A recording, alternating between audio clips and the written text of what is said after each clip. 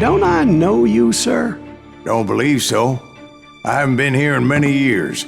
Name's Silas Greaves. Silas Greaves? The bounty hunter? Used to be. Well, what are you doing here in Abilene? Just passing through.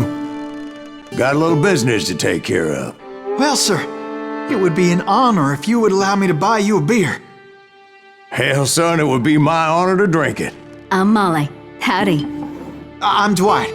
That's Jack and Steve. Ben's behind the bar. Oh, I bet you got some great stories. A couple. Any of them true? Jack, be nice. A few. What about your shootout with Henry Plummer's gang in Bannock, Montana? Is that where you started as a bounty hunter? That's what it says in this here dime novel. Don't believe everything you read in them dime novels, boy. First man I hunted was back when I was riding with Billy the Kid. You knew Billy the Kid? Damn right. That scrawny son of a bitch had no fear. Wouldn't back down for nobody. I heard he collected the 10 stars off any crooked lawman who crossed him. It was a war, boy. The Lincoln County War. And Billy promised his regulators would take the life of every bastard who helped bushwhack John Tunstall. Kid had a big chip on his shoulder and a hair-trigger temper. Made him dangerous as hell.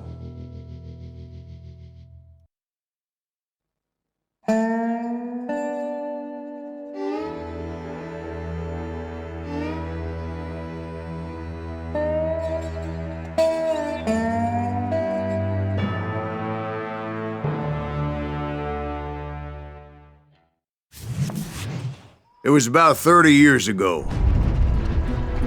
Billy was hiding out in an abandoned farm near Stinking Springs. I threw in with the kid because the man I had sworn vengeance on was riding with Billy's enemies.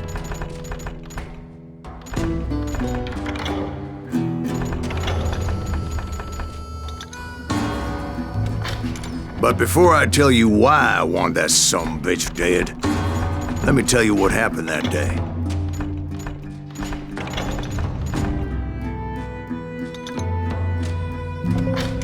I was heading back to the hideout when suddenly I had this funny feeling. Funny, ha-ha? No, Steve. The other kind of funny.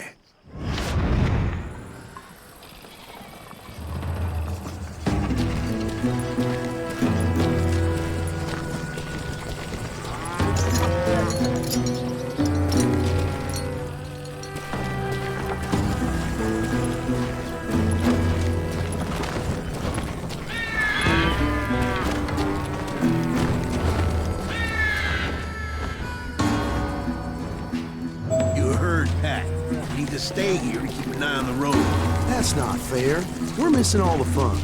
I knew those two morons would never let me through. I had no choice. Who's that? Is he with us?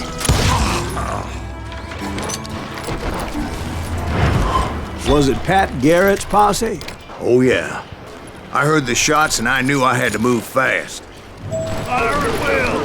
Garrett and his army of deputies had surrounded the entire homestead. I decided to help Billy and the boys out of it. So that's just what I did.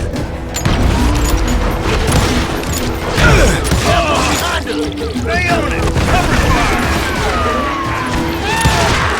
As the governor of New Mexico was paying for the kid's apprehension, Garrett was able to hire every gun hand in Lincoln County. God damn you! You think you can kill me too?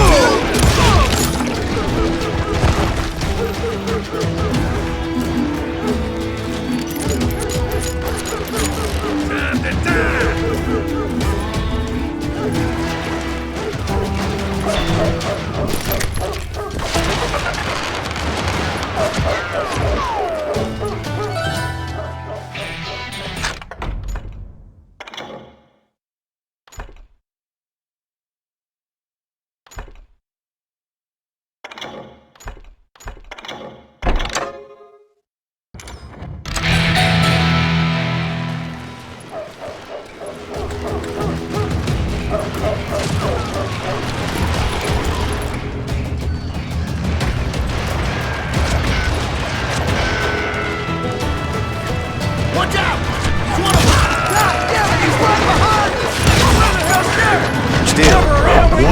the water tower. Let's send these some bitches running. Not a bad idea. It would be a turkey shoot from up there. Garrett's men were running around like a bunch of chickens with their heads cut off.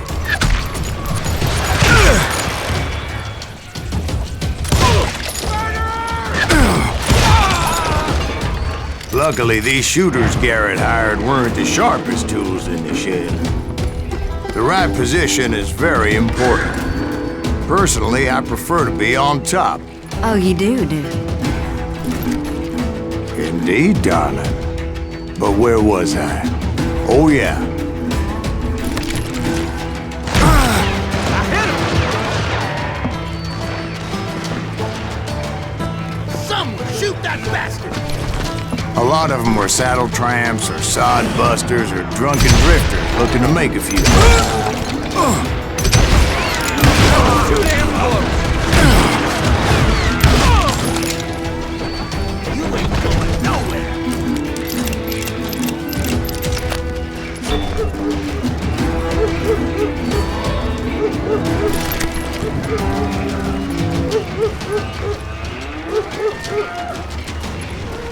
Then, I heard a friendly voice yelling at me from the window. Back door! We'll cover you! Start aiming, you idiot! Watch your flank! Truth be told, things weren't much better behind the house. I cut their numbers in half, but that just made the ones that were left twice as mad. They made up for their lack of skill with a seemingly endless supply of ammo. What? Can't hear you! It was a bit of a slog, but I finally fought my way around the back of the house. And like that, I was inside, none the worse for wear. I passed Dirty Dave. You think you can kill me deader than a rat in a trap? And upstairs, I found Billy and Charlie Beaudry.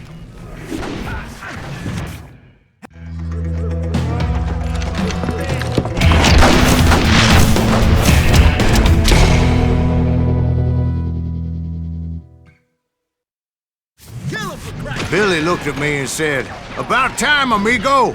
Grab a gun and get to the window!" Wait, so you were friends with Billy the Kid? Yeah, sort of.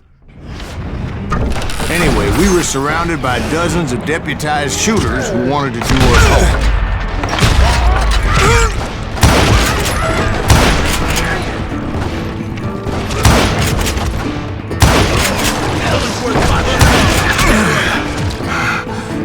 Telling you Garrett's men were dropping like flies, but they just kept on coming. I think I got one! Where the hell Garrett get? Pull me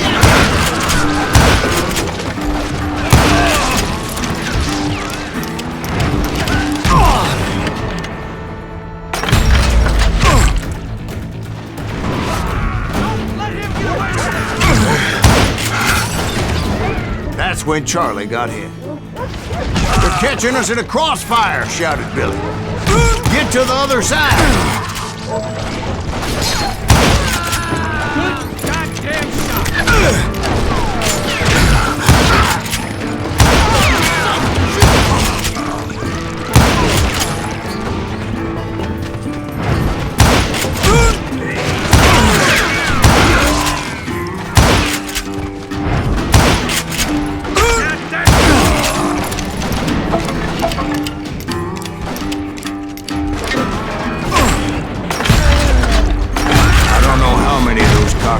I personally put down, but it was pretty clear, even to Billy, that maybe discretion was the better part of valor. What's that mean? It means that it was time to cut and run. They got a Gatlin, Billy shouted. "Get the horses and bring them round back. I'll draw their attention." He directed that order at me, and I thought, why the hell do I have to do it? But I went anyway. Dumbass that I was back then.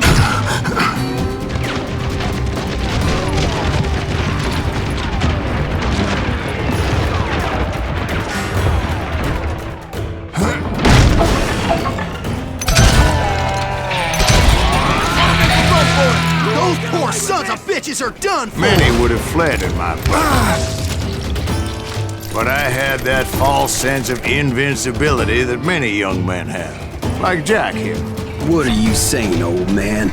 Jack, he's just joshing with you. Yeah, he better be. Mr. Graves, please continue. Please, call me Silas, ma'am. Now, where was I? You were heading for the barn. Gonna make you bleed!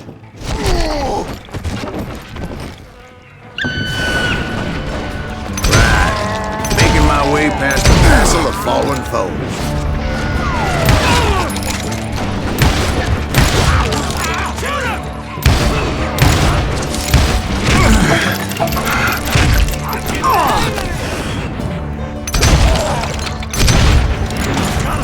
Sounds like Garrett hired a whole regiment of hired guns. Yeah, and just when I thought I was done with them, more of these hapless bastards would pop up.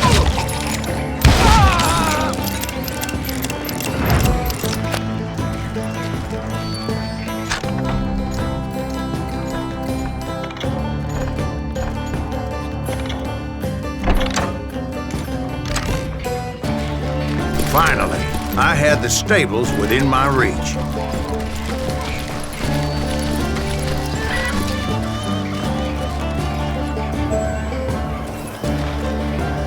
And that's when I met Sheriff Pat Garrett. I read that you went toe-to-toe with him, sir. That backstabbing bastard with that tacked-on tin star.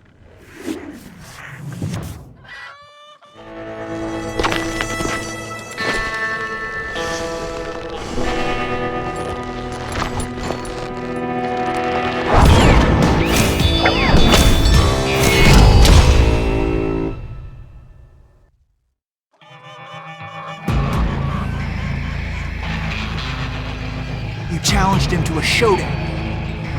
You read that in a dime novel? It said he showed no fear as he took your measure with eyes like a rattlesnake.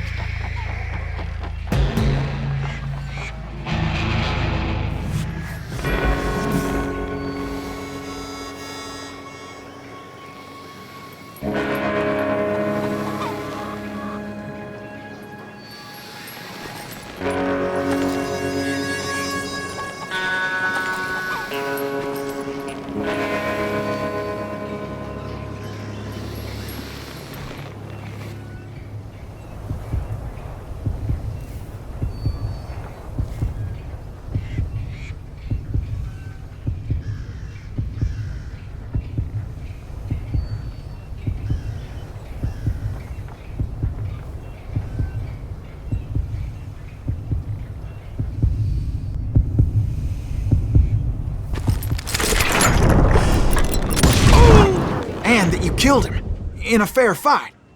Is that what that penny dreadful said? No, boy. That ain't what I meant when I said I met Pat Garrett. So let me start again. I finally reached those damn stables.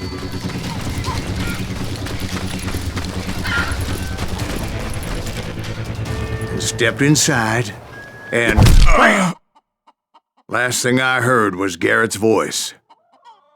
That's not Billy. And go on, how did it end? And, boy, that was just the beginning.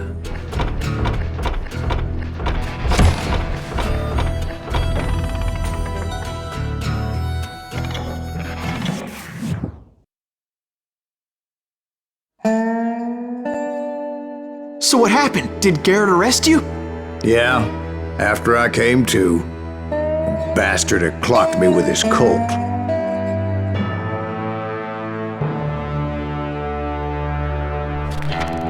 And the kid surrendered?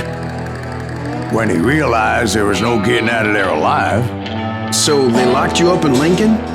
Indeed they did. Sentenced me to hang right along with the kid.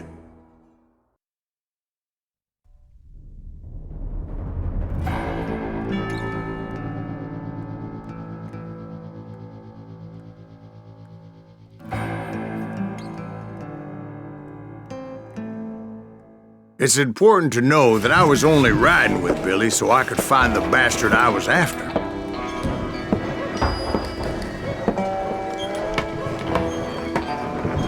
He was with John Kinney's gang, and they were sworn enemies of Billy's regulators. Why were you after him? I owed that son of a bitch a bullet for what he had done to me and mine. Instead, all I got for myself was a goddamn death sentence. Luckily, it was right around then that I heard Billy make his move. He shot Jim Bell and a few other guards as he made his getaway. Later, they wrote that some lady friend planted a pistol for him in the privy. What the papers didn't say is that Billy helped me escape, too.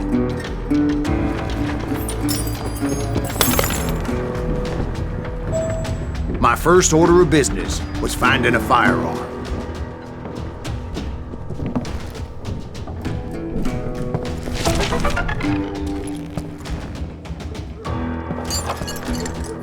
Luckily, I located Deputy Bob Ollinger's mean-ass shotgun.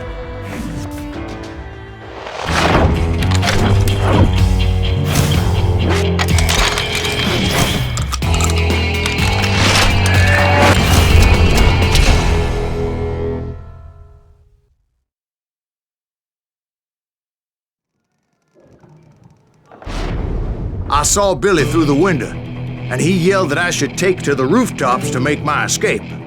So I did. Anybody see Billy? Son of a bitch shot Jim Bell! Hell yeah.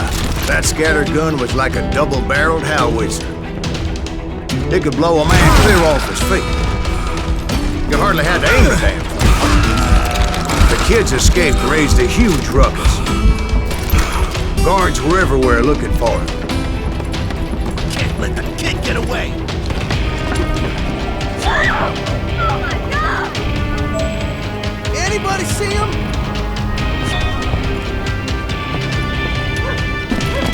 Show him how to die! I had to jump from roof to roof like a damn alley cat. I followed the planks where I could, but some of that wood was slippery as hell. The whole town was up in arms. And suddenly, I was a fugitive. How the hell did the kid escape? Garrett's gonna kick our ass! Can't have gotten far! Around here somewhere!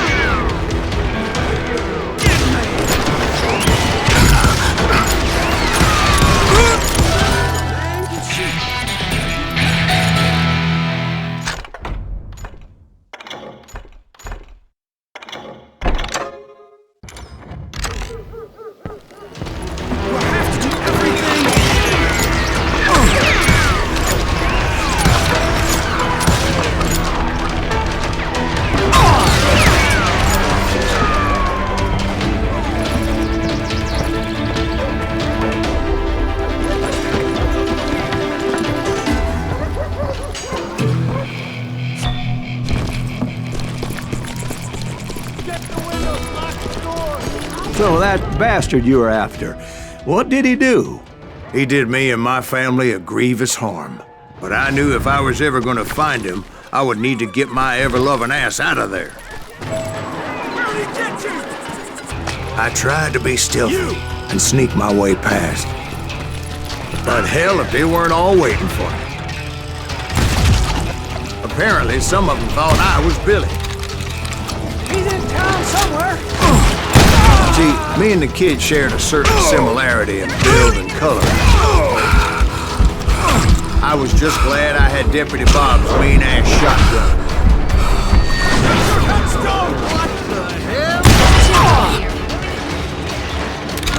So much lead was whizzing by my head, it was like everyone in Lincoln wanted to put me in the ground. I knew I needed to find a horse. Though I never did have a great fondness for those four-legged grass eaters. Smelly, sweaty, ungrateful beasts. We prize them too high, if you ask me. Don't let him get away! Show yourself, coward!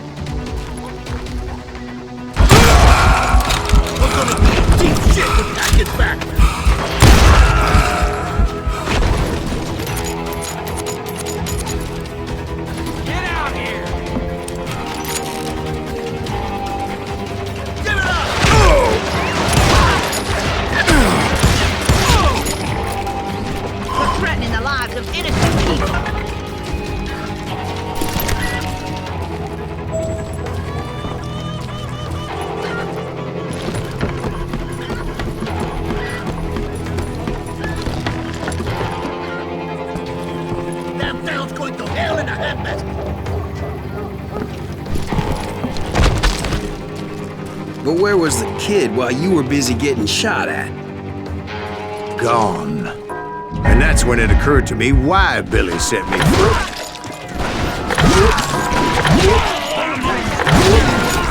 For decency? So I could be a hapless decoy and draw attention while he snuck out of town.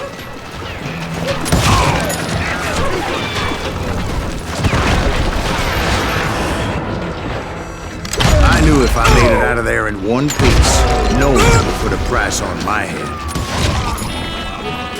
Because everybody in Lincoln would be dead? No, because they all thought I was Billy. And all that blame would fall on him. Meanwhile, Deputy Bob Ollinger was organizing a posse to put me down. He was already a mean son of a bitch, but he was doubly pissed that I stole his mean-ass shotgun. Anyway, it was me or them, and the only way forward led me straight to perdition. But the cards were dealt, and I had no choice but to play them. Get the women off the street! Tell them! Arm yourself! How the hell did he get away? Come out, you yellow bastard!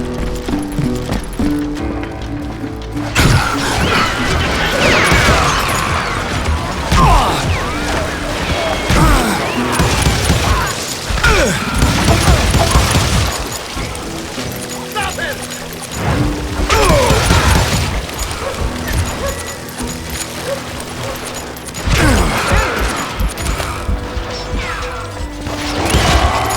We're gonna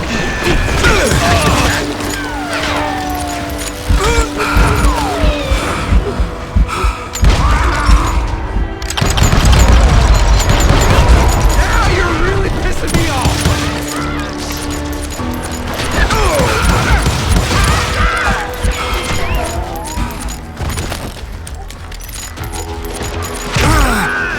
Finally, I found what I was looking for. The stables on the edge of town.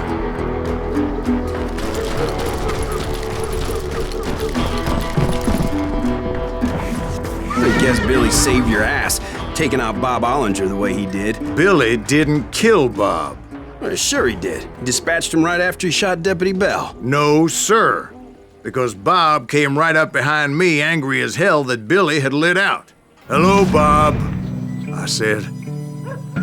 "I think you better let me go." And he says, "I don't think so, boy. Not with my shotgun." So we stood there in the middle of the street, eyeball to eyeball. He intended to kill me, and I knew I had no choice but to defend myself.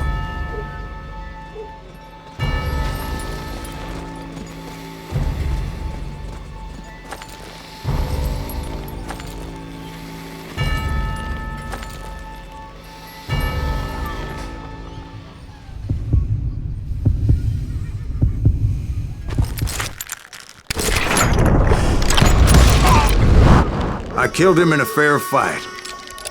Everybody saw I had no damn choice.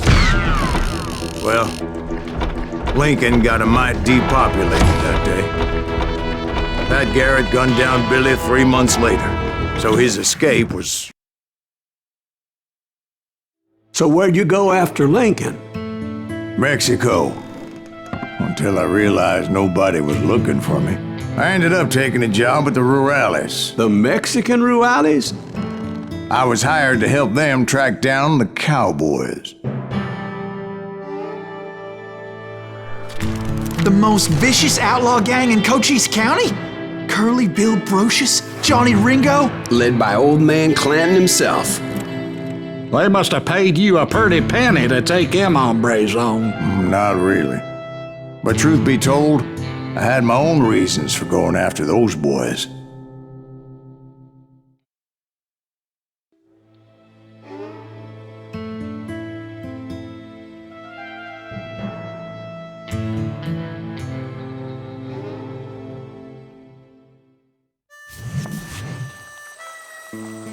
So was the bastard you were after now riding with the Cowboys? Roscoe Bob Bryant was his name. Oh. But no, this time it was a different bastard I was after. The aforementioned Mr. Ringo. And yes, he was working for Old Man Clanton. Where's he going? I came upon them robbing a stagecoach, which wasn't surprising, being they were such murderous thieves and bastards. The bandits wore red scarves, so I knew they worked for the old man.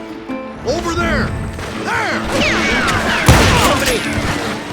I did my best to help those poor passengers.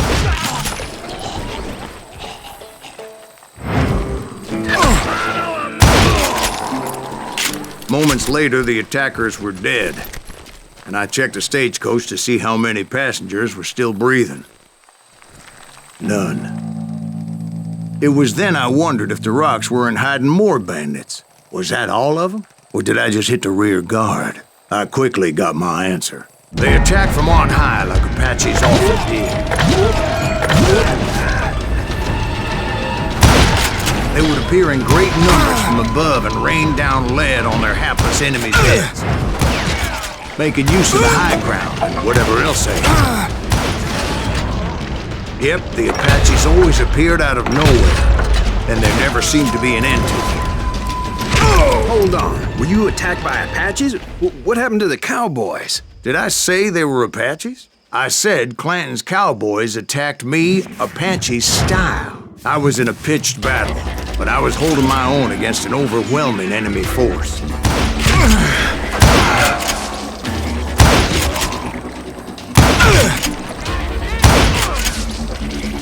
See, at the time, I was still pretty green, but often blunder into regrettable situations. But I just kept shooting at anything I could see up in those damn rocks. I didn't see Ringo, but I knew he was with the Cowboys. He and Roscoe Bob had done me a dreadful wrong, and I was determined to have my revenge. But to get to Ringo, I knew I'd have to fight my way past these other assholes first.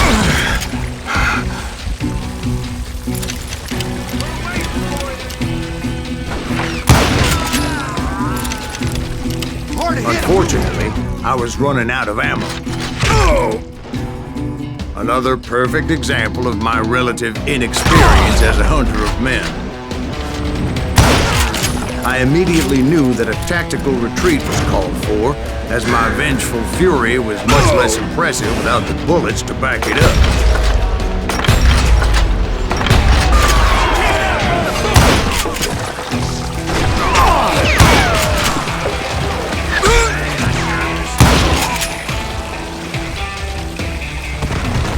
Finally, they managed to corner me. Trapped as I was, the odds of my survival seemed pretty slim.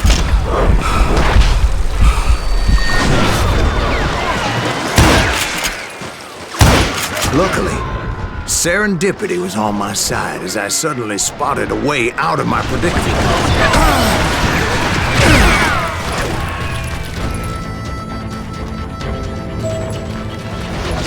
I ran ahead as if the devil himself was after me. Bullets were whizzing by my ears, but I wasn't about to roll over and die.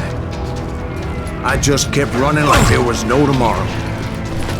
Because there wouldn't be if Clanton and his men caught up with me. As I was scurrying around those caves, I thought, what was I thinking? Going up against a gang like this? They were hunting me like I was game. I just kept running, not knowing where the hell I was going.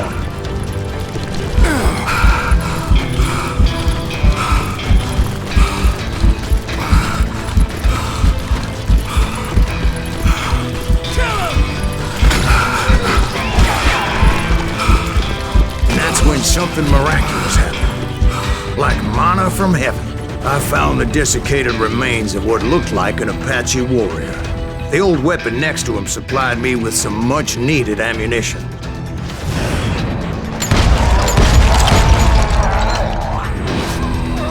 Bat Masterson once told me it was more important to be lucky than good, and he would know.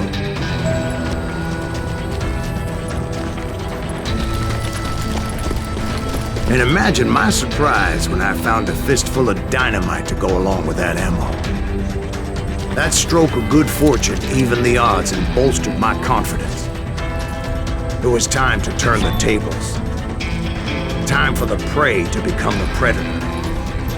Time for the hunted to become the hunter. Time. All right, Jesus, we get it. They were right where you wanted them. That's right, Jack.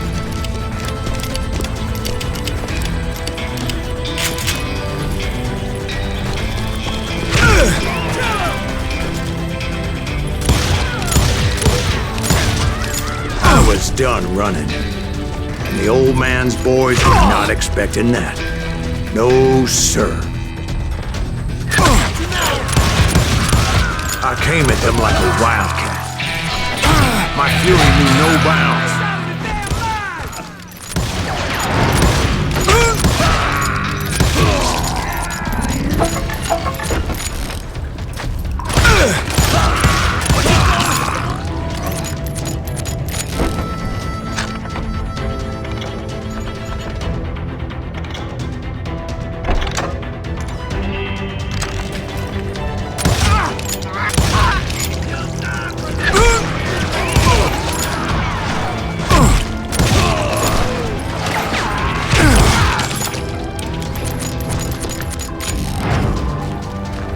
It was finally time for that old man to pay for his sins.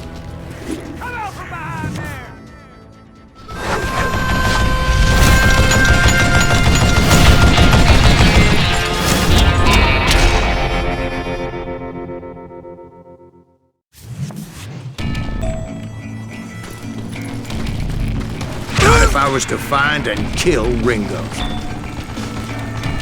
I needed to get that old man off that gun.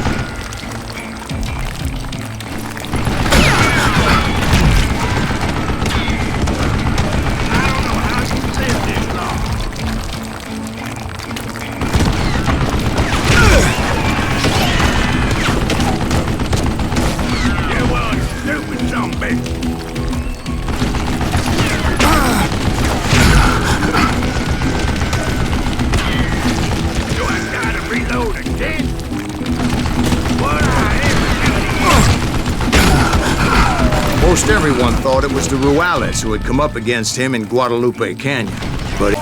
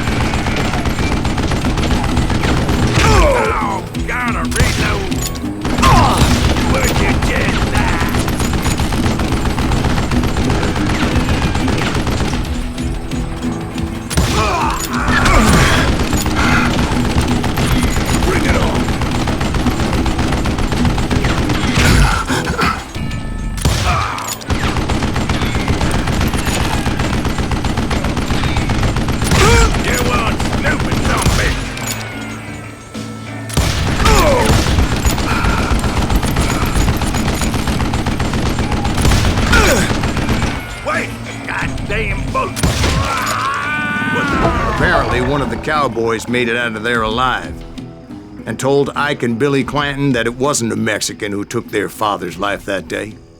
They just assumed it was one of the Earps. And that little misunderstanding eventually led to that legendary gunfight at the OK Corral.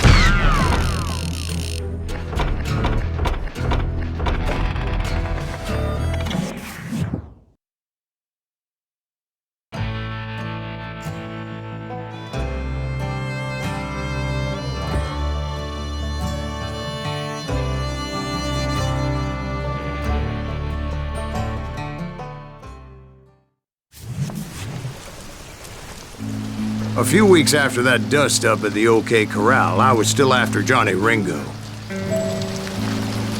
I had tracked him and the Cowboys to their hideout at a sawmill, and they were loaded for bear. So, what exactly did Johnny Ringo do to piss you off? Well, him and that other bastard. Roscoe Bob Bryant? Yep. They both deserve to die, and I promise I'll tell you why. But first I need to tell you about the Cowboys' new boss, Curly Bill Brooks. Earth's coming! Get ready, boys.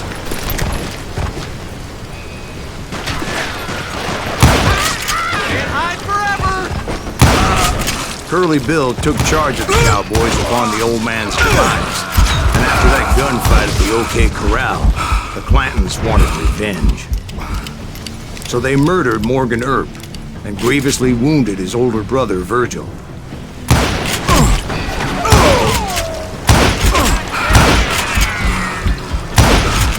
Wyatt and Doc went on what became known as the Vendetta Ride, hunting those outlaws down. So when I showed up, that's who they thought I was.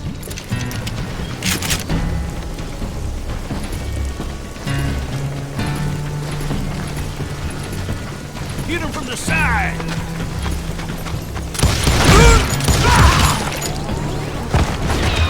I'm done with you.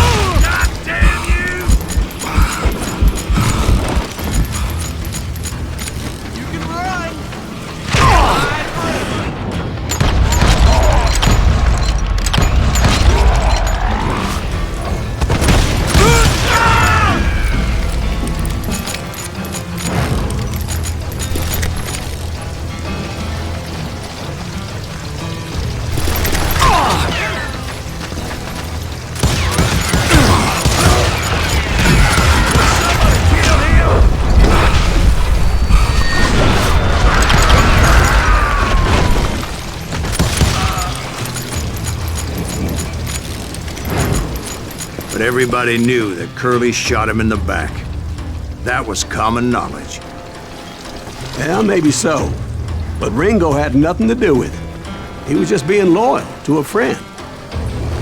Is that what you call it? Being loyal? Well, to get to that loyal friend, I had to pass by some buzzsaws as big as a man. Excuse me, sir. I have a question. What's that, Dwight? After old man Clanton died, why didn't his son take over the Cowboys? Because Ike Clanton was dumber than a box of rocks and a yellow belly to boot.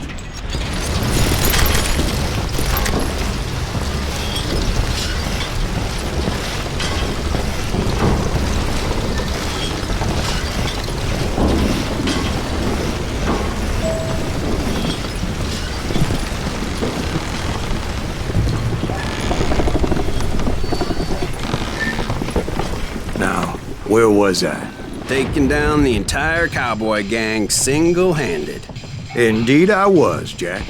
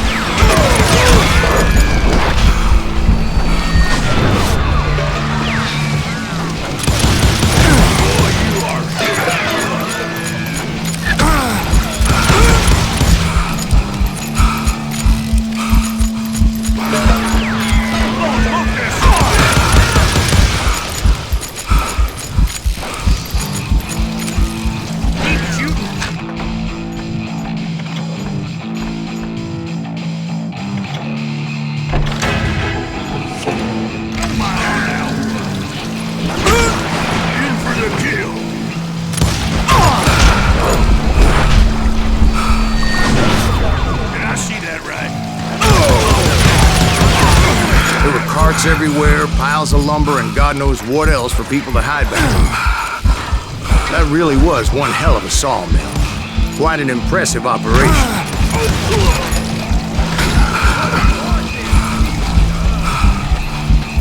Thank you.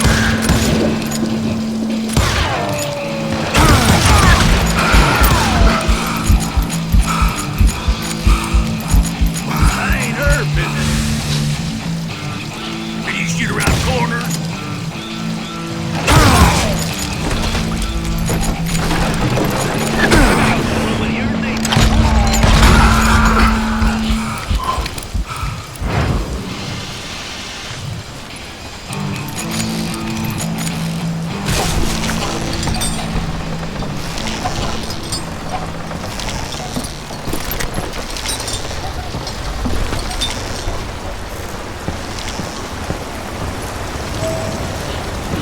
And where was Curly Bill? Did you see him? I'm about to get to that, Ben. Patience. I'm painting a picture here. There was this beautiful waterfall and a crystal clear stream that led to a verdant valley that was truly... Consider your picture painted. What happened next? Well, finally the bastards that were still alive made a last stand.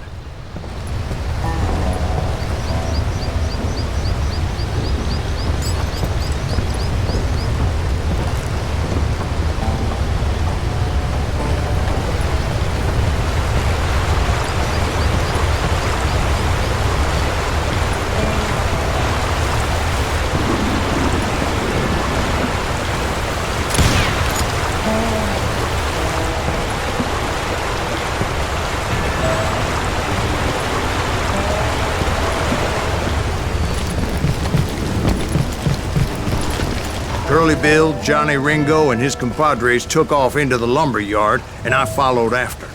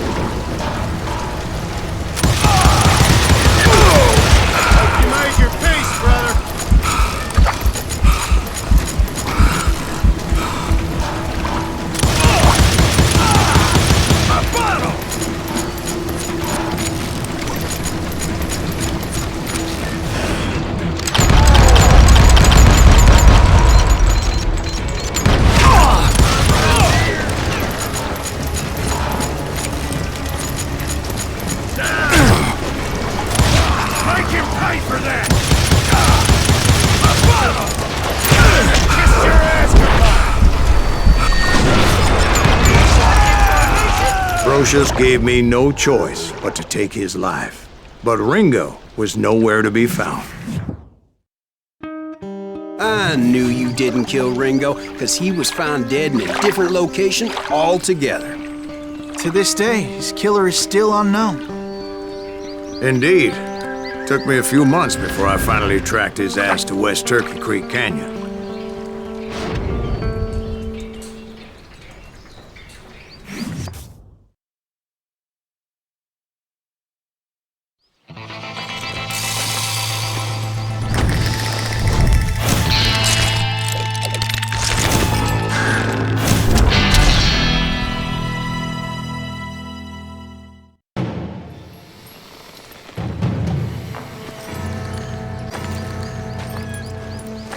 That's incredible, sir. I always thought that Doc Holliday was the one that killed him.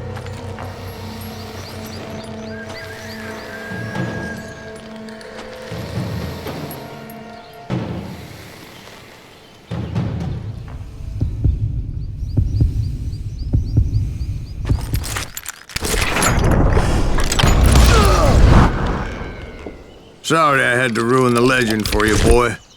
But the legend ain't always true. Doc Holliday had nothing to do with the death of Johnny Ringo.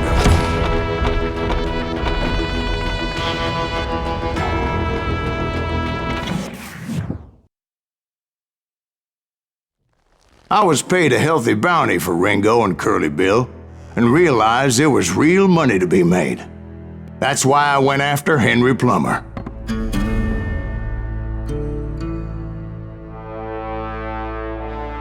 Now, wasn't he the sheriff who augmented his income by shaking down miners and robbing gold shipments? That's the one.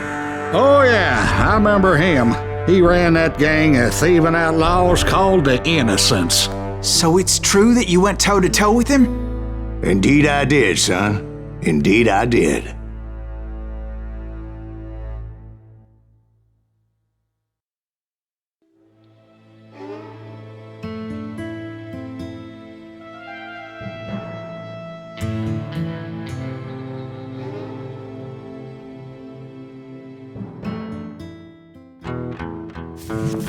I knew I needed resources if I was going to track down Roscoe Bob Bryant, and hunting Plummer looked like a good way to get rich quick. As the local vigilantes exposed him as the leader of the bandits, and put a generous price on his head. Plummer rallied his gang to plunder one last gold mine before making their escape, and that's where I thought I'd find him. It makes me nervous standing so close to all these goddamn barrels of gunpowder. Why would you be nervous? No one has the cojones to come after us. As long as you don't light up a cigar, we're fine. Besides, My late father pointed out to me more than once. God made men. Samuel Colt made them equal.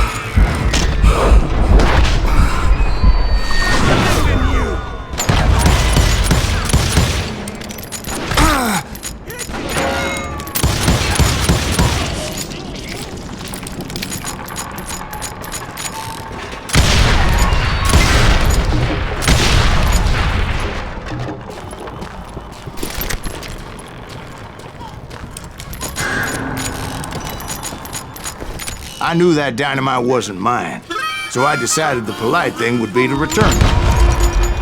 It was the biggest gold rush since Sutter's Mill in '48. Unfortunately, prospectors weren't the only ones.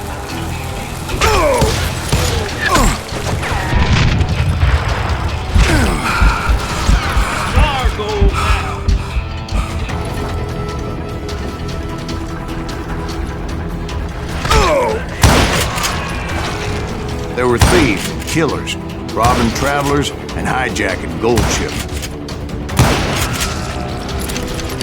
Like those that ran with Plummer. Some were just regular folks I knew from town, drawn by greed and easy pickings. Charlie Crow, the blacksmith. James, who worked in the stable. Sam and Jeremiah Barber, the butcher's sons. Ordinary citizens who lived a double life. Stealing and thieving and murdering their neighbors.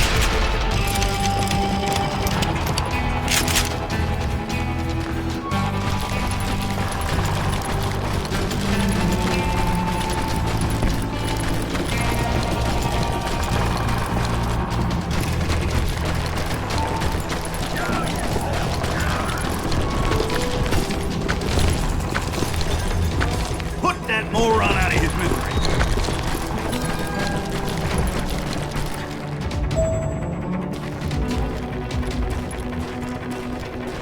You know who we are.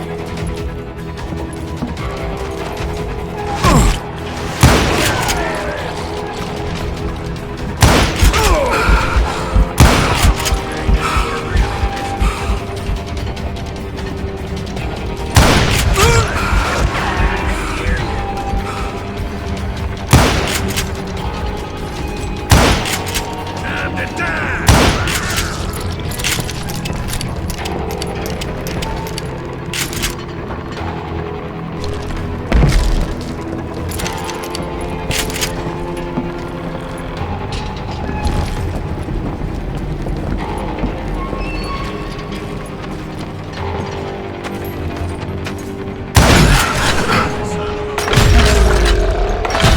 The rest were veterans of the Civil War.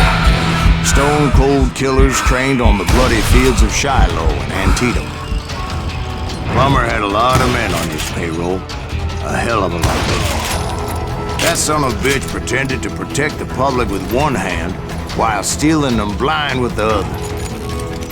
He set up a defensive perimeter which I had no idea how to breach.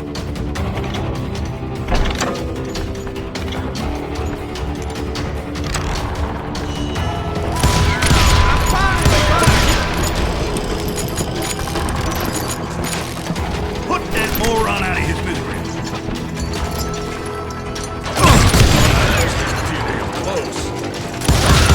Dangerous, desperate individuals. I was outnumbered and in way over my head, but I was too damn stubborn and stupid to realize it. They must have thought I was tough, or had some kind of death wish, seeing that there were barrels of gunpowder everywhere. Watch out for the goddamn gunpowder! One stray bullet, one stray spark, and I'd be blown to hell and gone. Did I have any second thoughts about what I was doing? No.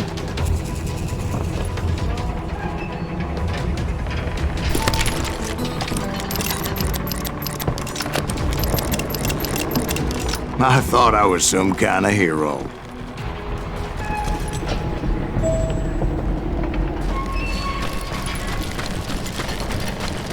I finally made it past and headed on to meet my destiny. But first, I had something I needed to figure out.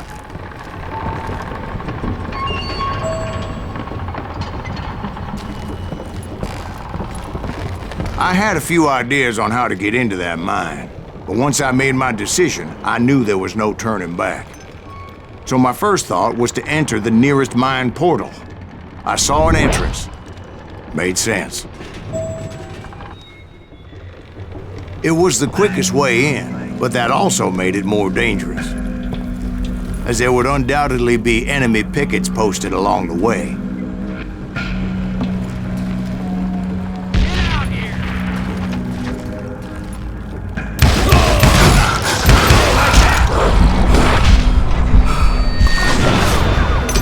Incarnation!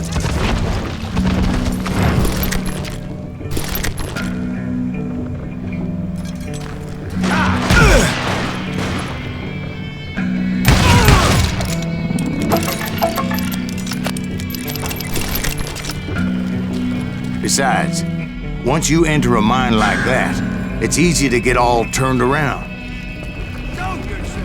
And that confusing maze of corridors wouldn't even be the worst of it.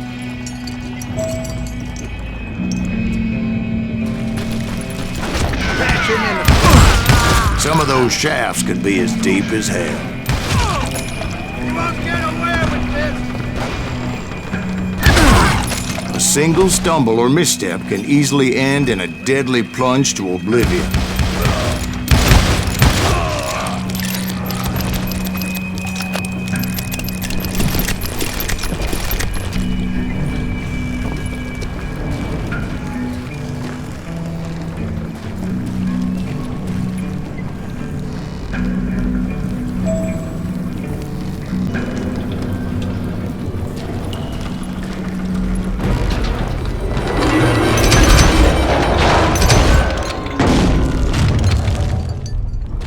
I would just need to be careful not to blow myself to Kingdom Come.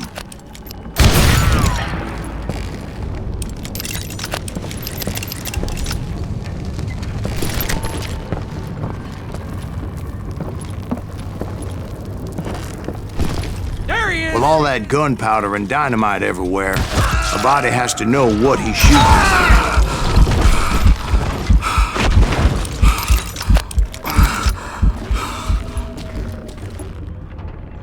One wrong bullet could have turned that mine into a dad-blasted tube.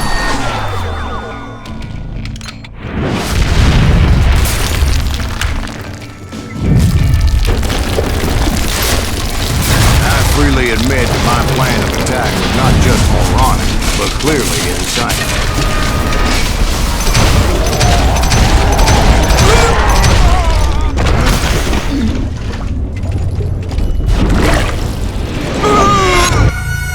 It's a good thing that I abandoned that ridiculous plan before I even tried it. Instead, I spotted a ladder, a way into the mine from the opposite side.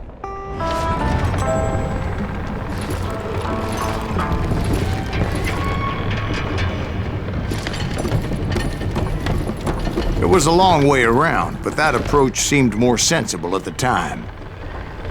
Of course, being I had a problem with heights, that scaffolding scared the bejesus out of me.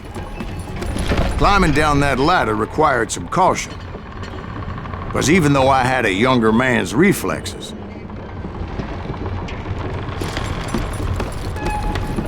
no man can dodge a damn bullet while climbing down a rickety ladder. I needed to make a leap of faith, which ain't easy when you're suspended between heaven and hell.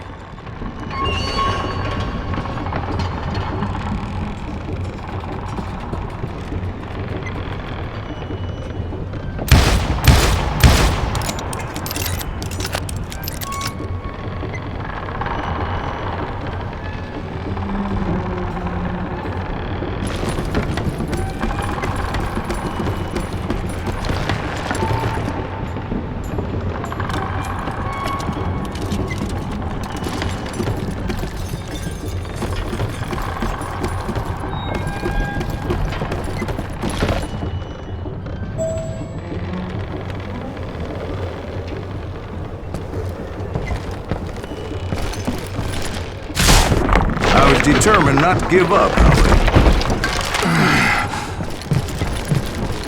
As Sheriff Plummer seemed quite the despicable character. When the vigilantes discovered what the sheriff was up to, people were outraged. That 10,000 they put on his head would go a long way to helping me find old Bob. And I had made it my mission to settle that score come hell or high water.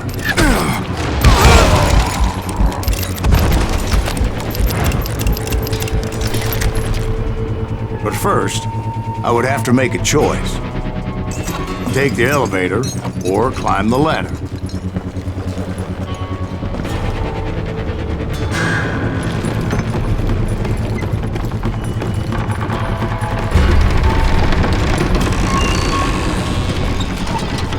I wanted to use the element of surprise. Plus, I figured I could use the exercise. I was warmed up already, so what the hell?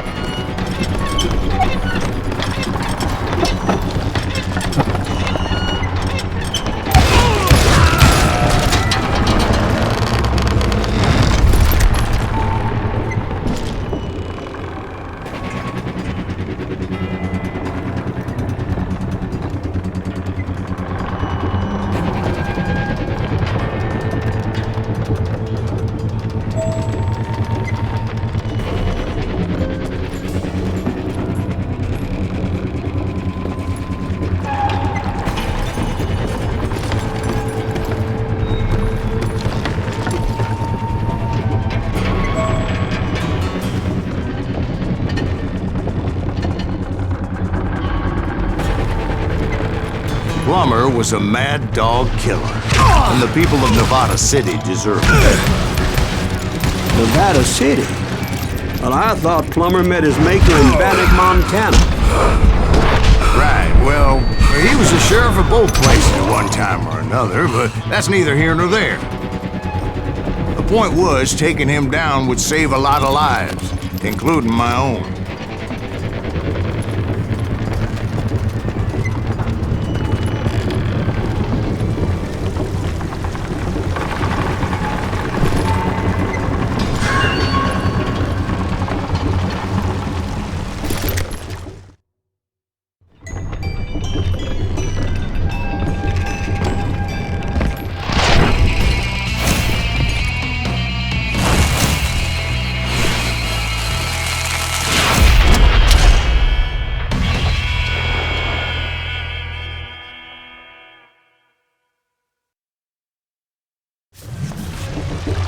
They're gonna bury you! Well, in a million days, it's getting worse and worse for you, ain't it? Henry Plummer was clearly unhinged, and I could see right away that this was gonna take some doing. No more money for you today! You can run, but you can't hide forever! You ain't taking me!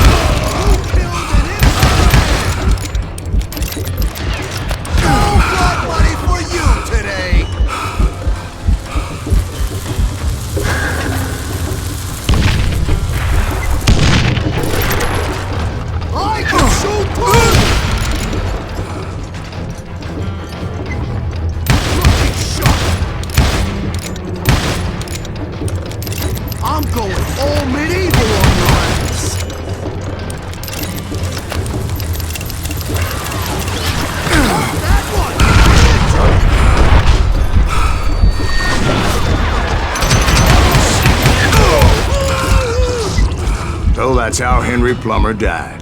Him and his crew were worth their weight in gold. And now, I was officially a bounty hunter.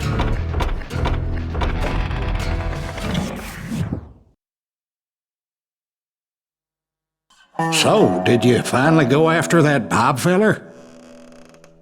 Well, I heard word he was in Kansas with John Wesley Hardin. So that's where I went. Where in Kansas? Abilene. Why do you ask, Ben? No reason. Was Hardin as fast as Ringo? Ringo was fast, but John Wesley was as fast as the devil himself.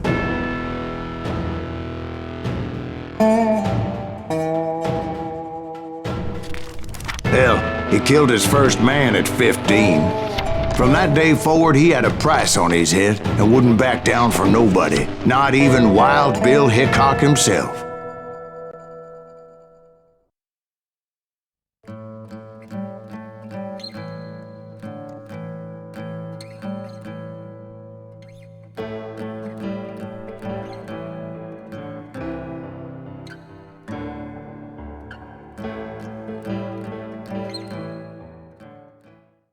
I dodged death many a time, and that night in Abilene was no different. Why is that son I was there with the intention of finding that bastard Bob and collecting the bounty on John Wesley.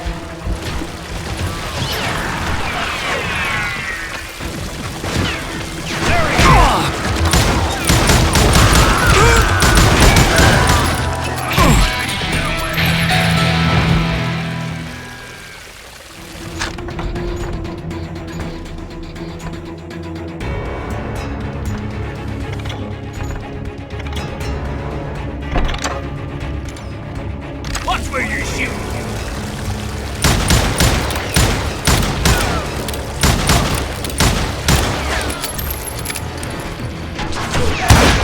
I get a good shot at him!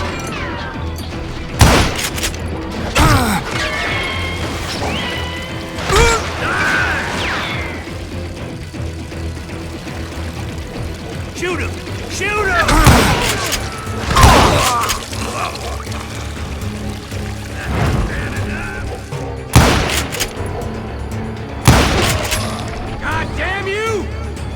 I thought the Texas Rangers got Hardin. Yeah, that's what they want you to believe.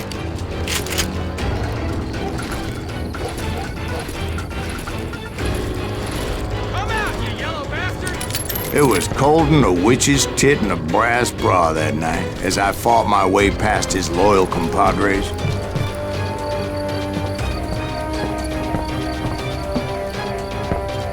To the very same saloon we're sitting in today. Look around and imagine this place painted in blood. Hardin was waiting for me, and...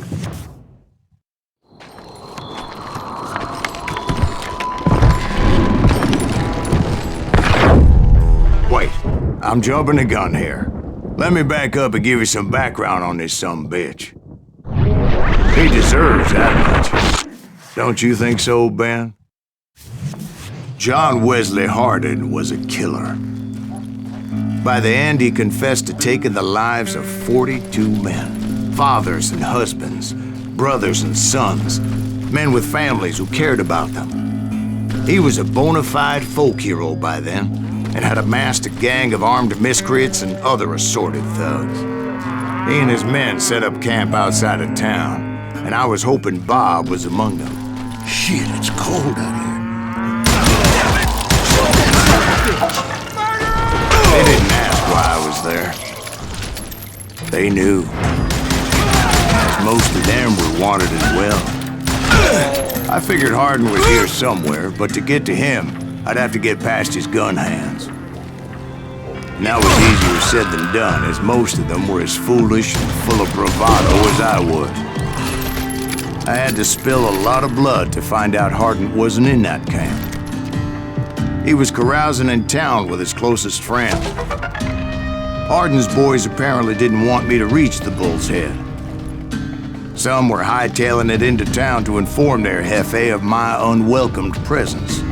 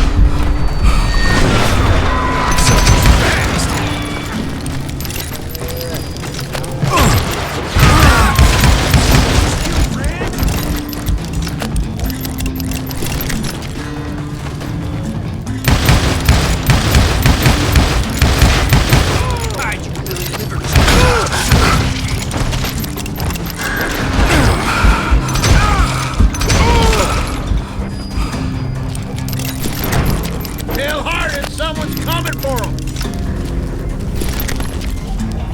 Stop that sumbitch! Let the boys know we got another law dog. Yeah, you know you can't.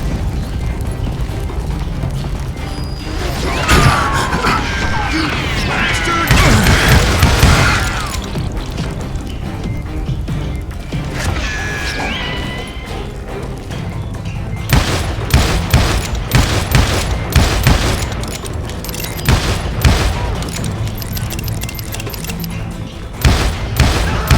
I wondered if Bob was among them.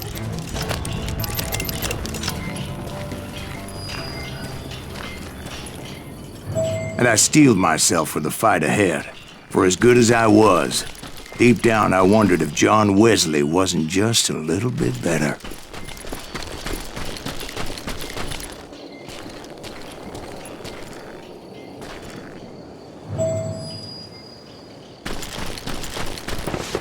Before I could test my mettle against Hardin, however, I would first need to dispatch his cadre of hired killers.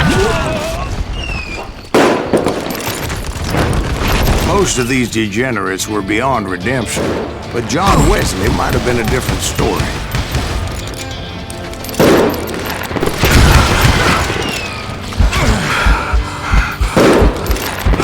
There he is!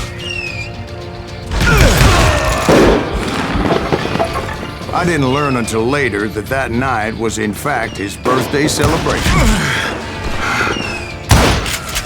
Can't get a good shot at him.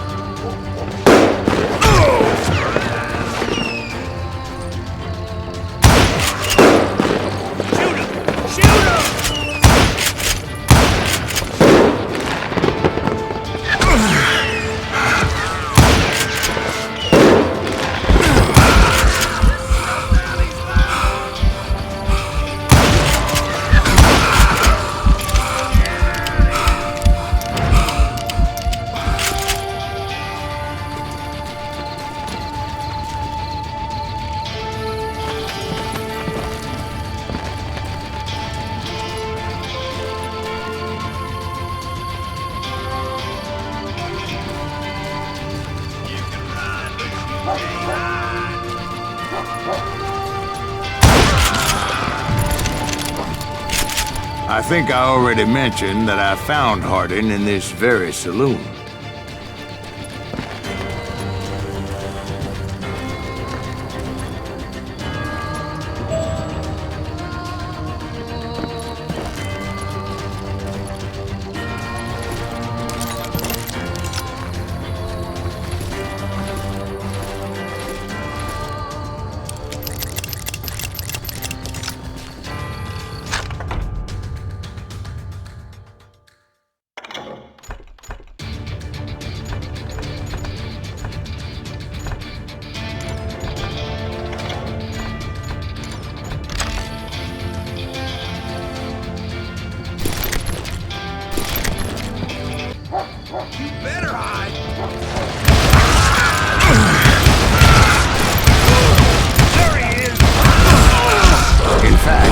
Felt a certain hostility.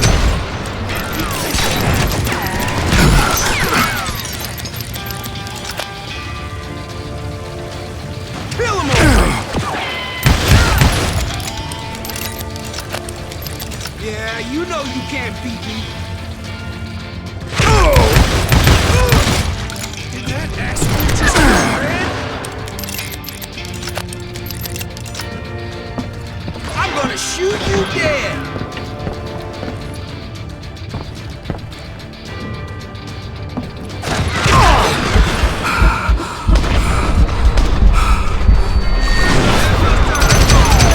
I was disappointed that neither Bob nor John Wesley were among the dead. But that was short-lived, as a moment later I was facing down the fastest gun in the West.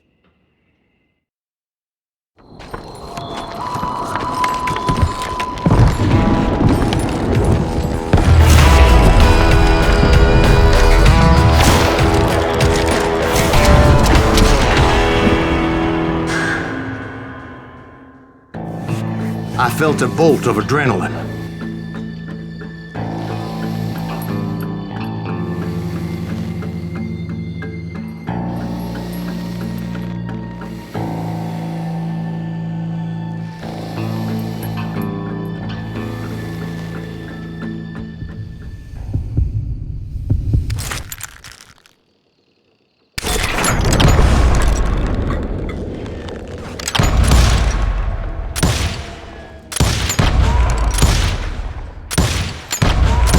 That man was faster than greased lightning. But being inebriated as he was, he didn't count his shots. And now, he was at my mercy. So he didn't die? No, I sent him to prison. Years later, after he was free, some restless avenger took his life. Shot him in the back at a saloon just like this one. Anybody up for another beer? Ben?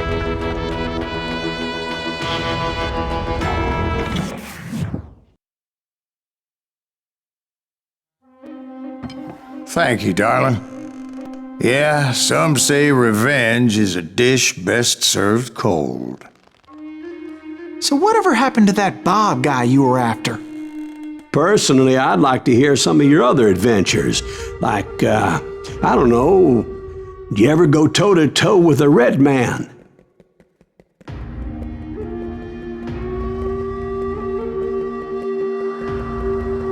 Yes, I did, Ben.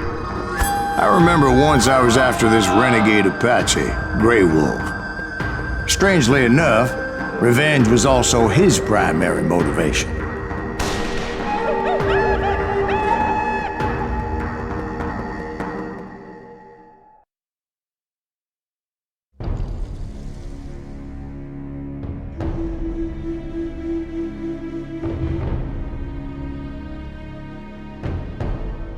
A bounty was put on Grey Wolf's head, and that's how I came to hunt him in the mountains. Mountains so high they tickled the nether regions of heaven.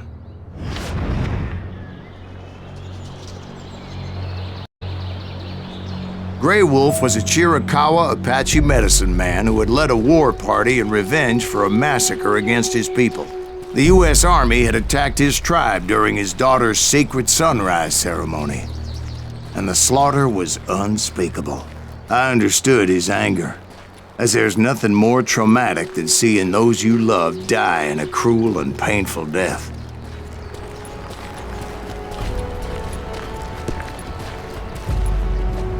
Right from the beginning, I couldn't shake the feeling that Grey Wolf was watching my every move.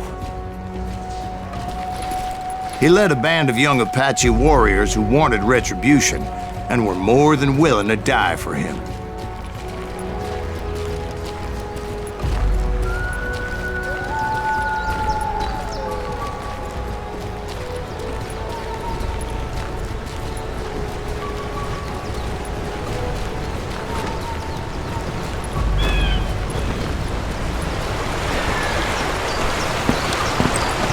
They saw me before I saw them.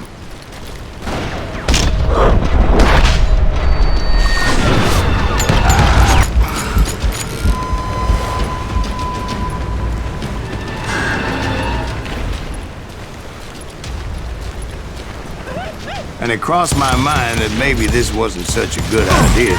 But now that the shooting had started, there was no backing down.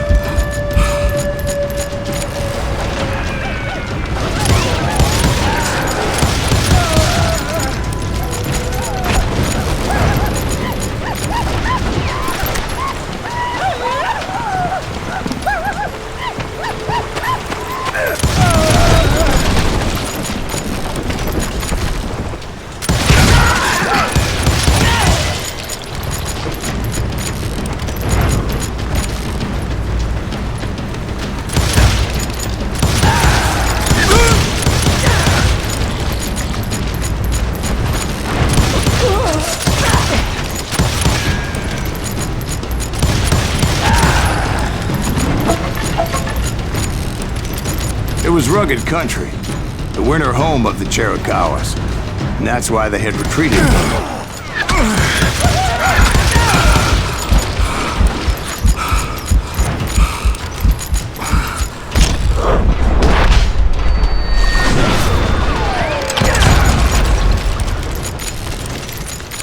I admit to having some regrets about going after them the way I did. But then again, I got a lot of those.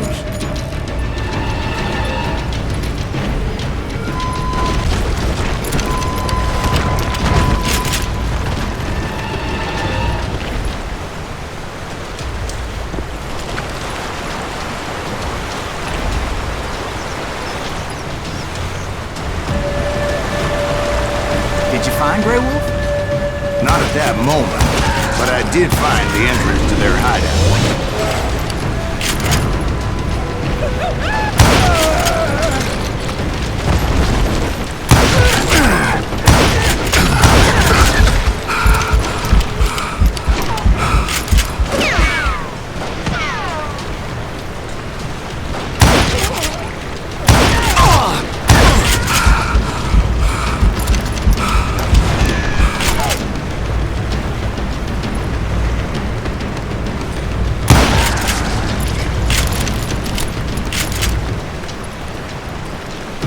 A deep crevice that led to a deeper cave.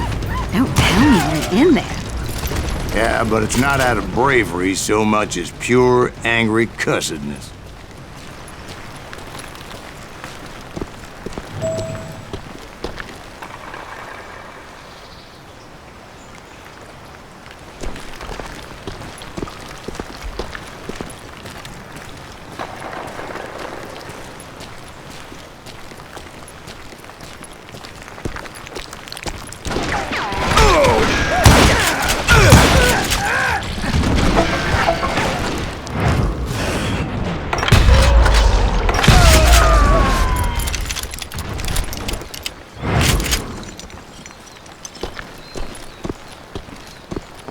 See, back then, I had a stubborn streak a mile wide, and I wasn't about to back down. So it was like pitch black in there? Actually, it was pretty well lit, as they had torches on the wall.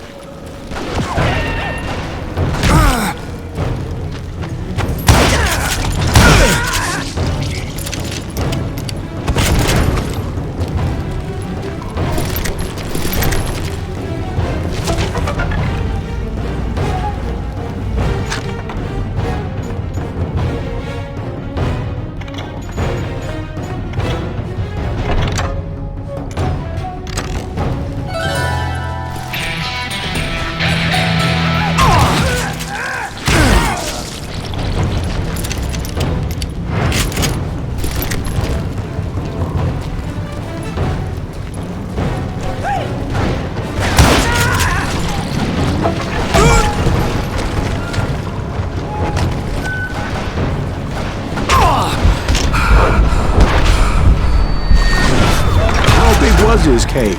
Big as hell, Ben. Chiricahua had hid out there during the Indian Wars.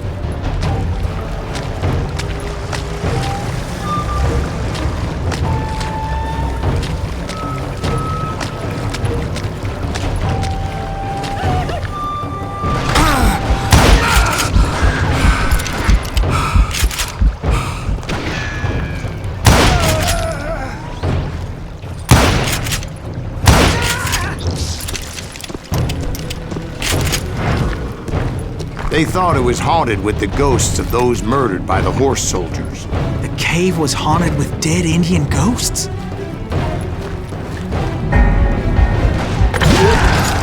To be honest, I was more concerned with the live ones than the dead ones.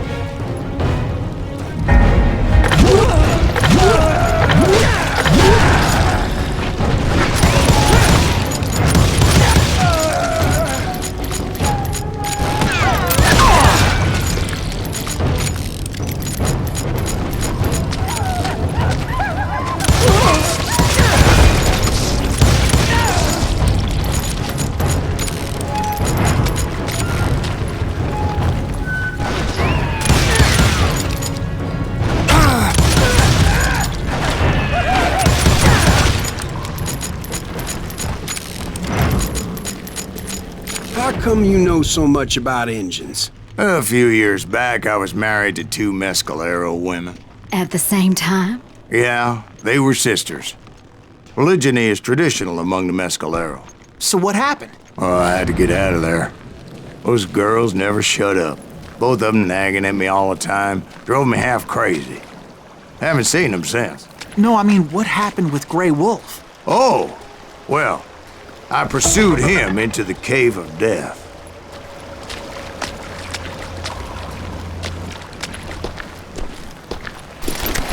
I came upon this flooded grotto, and that's when I saw him. He came to me unarmed and unafraid. His voice echoed in the shadows, and I sensed he meant me no harm. You carry great darkness in your heart, and if you do not release it, it will claim your soul. The sound of his voice put some kind of ancient Indian spell on me. As his story unfolded in my mind, You will come to this place again and kill many more men, and the darkness will grow until it consumes everything that you are. The soul would have no rainbow if the eye had no tears. he said I was a great warrior, a coyote man, unequaled by any other pale-faced warrior, or something like that. The snakes will bite shadows of your past until a venom poisons your heart, and an echo of the song of the dead summons the spirits deep from within the mountains. I didn't quite get what he was saying, but there was definitely snakes. And indeed, his warriors surrounded me and attacked me like hungry wolverines. They couldn't stop me, though, and Grey Wolf wasn't in the mood for idle talk.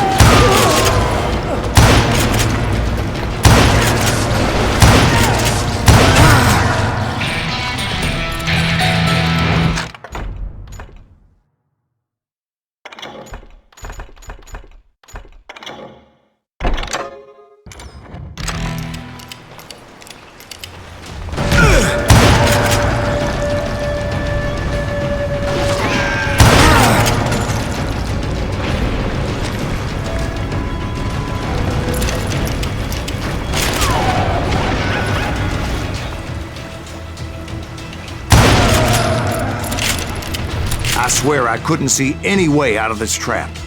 But suddenly, one just appeared. Kind of like a miracle.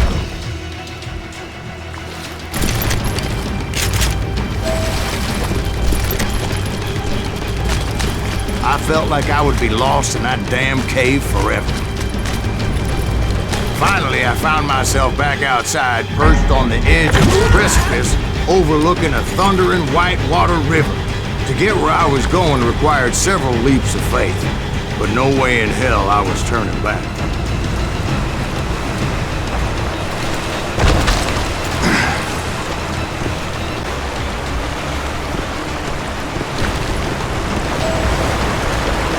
I chased after him, determined to make him explain the meaning of all that mumbo-jumbo.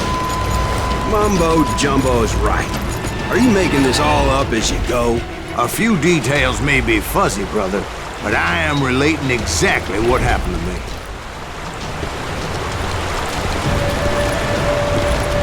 There were dozens of Apache warriors aiming at me from on high. Dozens?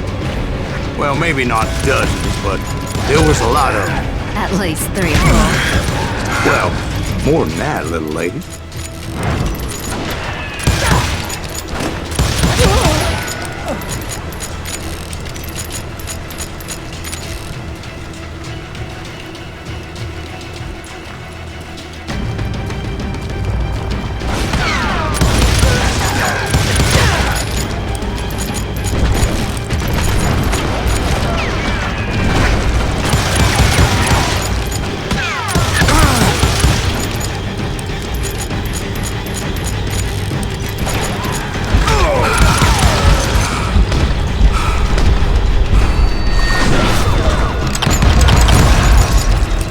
a steep climb up creek ahead of me and scrambled up those rocks like a mountain goat.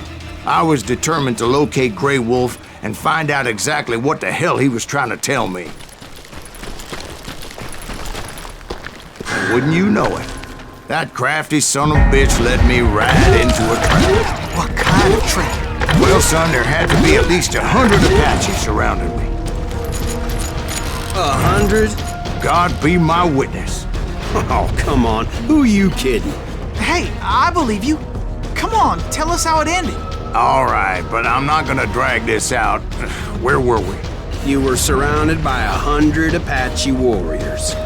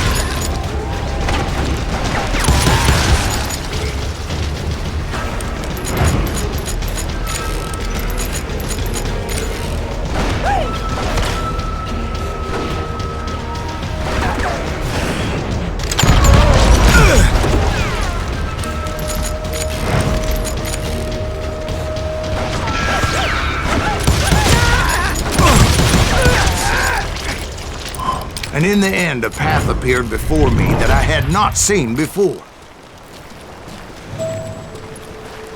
I followed it as I desperately needed to find out what Grey Wolf was trying to tell me. But it was like that son of a bitch disappeared into thin air.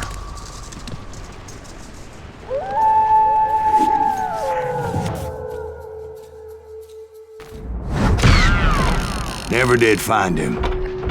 And never did collect my goddamn bounty. Thank you, darling. It's interesting how the truth can sometimes seem, might malleable, depending upon your point of view. Like how those dime novels make you out to be something you're not? Jack, don't be starting trouble. No, he's right. They do tend to exaggerate. Did they exaggerate your part in taking down the Daltons? Well, I was there in the flesh, boy, so I saw what happened firsthand.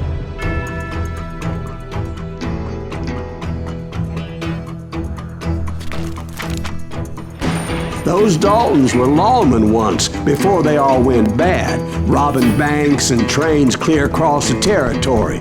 Until Coffeeville, of course. I was one of the citizens who took up arms that day. Fighting on the side of right? I did my best, sir. We all did.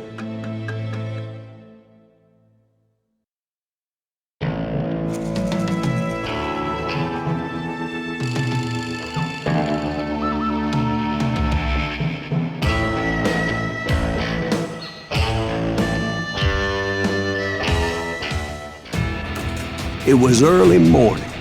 One of my friends was a local gunsmith, and he handed out firearms to anybody who'd take one. You see, the Daltons got it in their heads to rob 2 banks at the same time. 2 banks on the same damn street.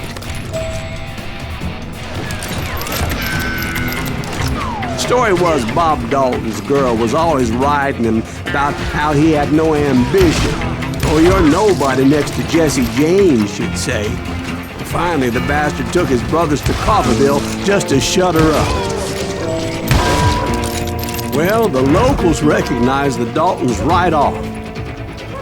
Before they could get away, half the town took up arms to defend their property. We got us a hero. Put some holes in him!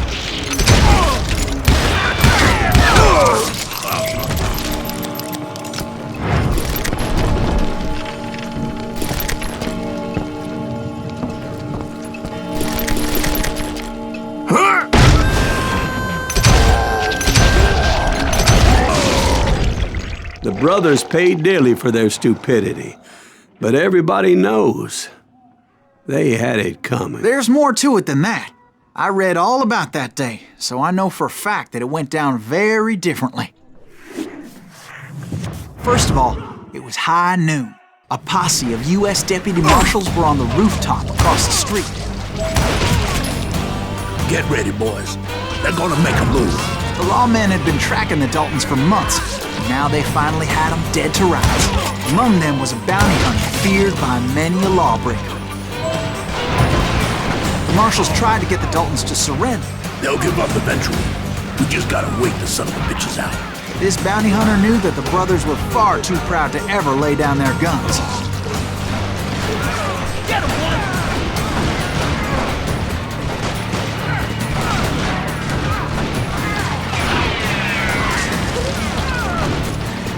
He can't stand against the Dalton.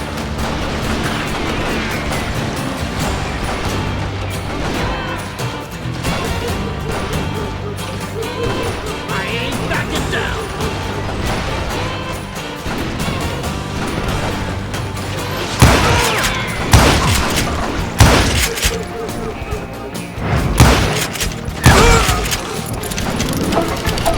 He went in there alone to confront those criminals. One of the marshals shouted, "Where are you going? Are you crazy?" Hey, where do you think you're going, dumbass? That rifle's mine. But he paid him no mind.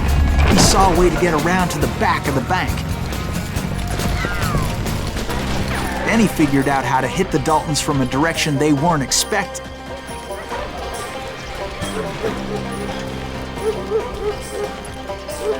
From above. Fortunately, a water tower was right there.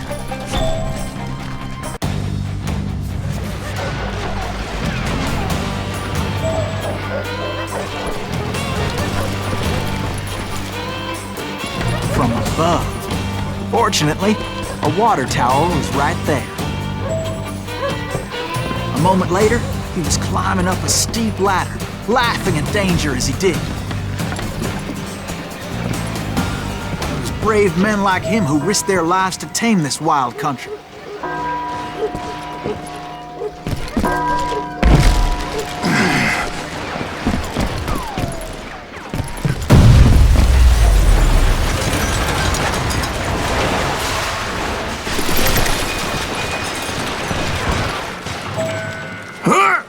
We've got company.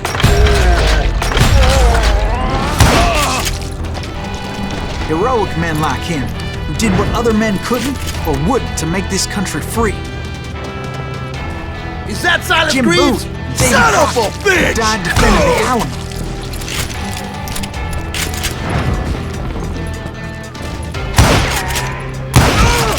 Come out, you yellow bastard!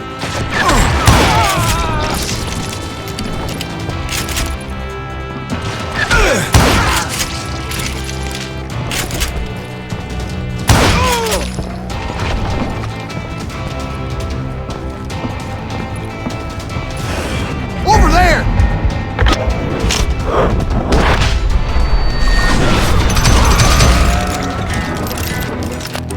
That's Silas Greaves! What the hell? Blam! Blam! He came away victorious, taking down those thieving Daltons.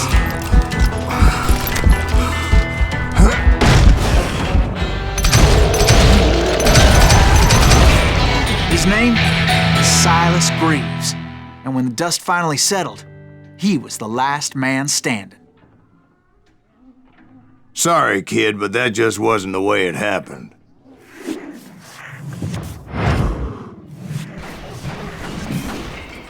It was early evening, not high noon.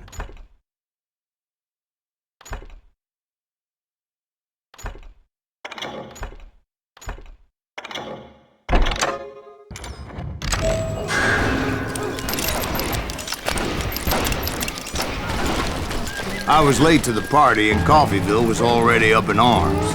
The Daltons blew up a safe and were all set to hightail it out of there. Those pathetic deputies surrounding the bank were dropping like flies. I'm ending you.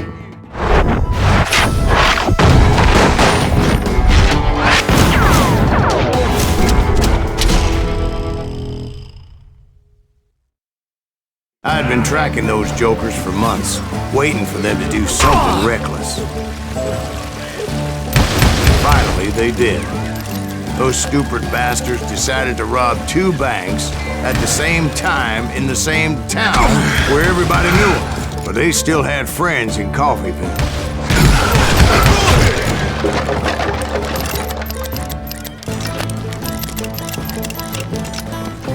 Keep shooting. I don't mind. Oh, he has it coming.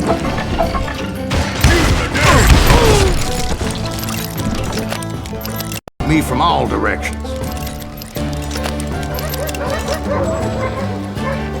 I caught sight of the Daltons running with the money and didn't want to lose them.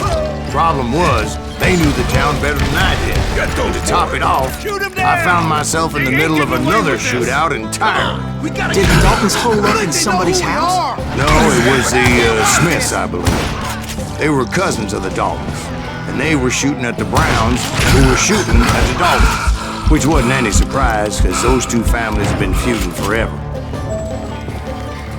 And since the Joneses are related to the Browns, they shot at the Smiths, pissing off the Heimhoffers, whose daughter recently married a Smith. Well, bullets were flying every which way as all the old feuds in Kansas caught fire all at once. There was a hell of a lot of pissed off people in Coffeeville that day. But that's just the way life is sometimes. Shit happens.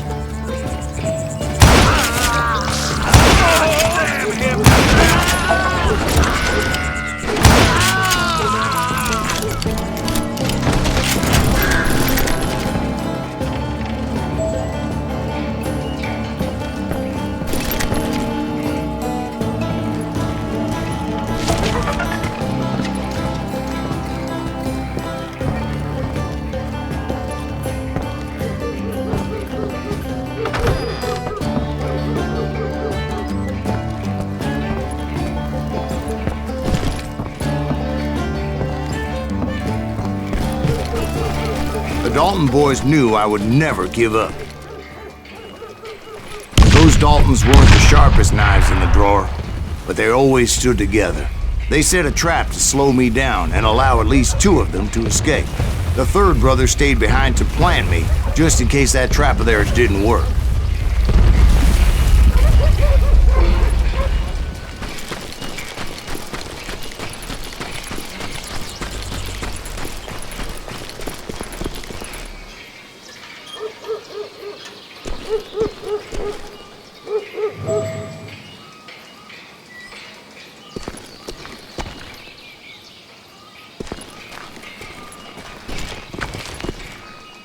Was Emmett, the youngest, and he decided to stand his ground and face me down. I ain't afraid of you, Silas Reeves. This is where it ends for you. He was determined to protect his brothers. I understood how he felt. Taking me on all by his lonesome wasn't exactly a recipe for a long life.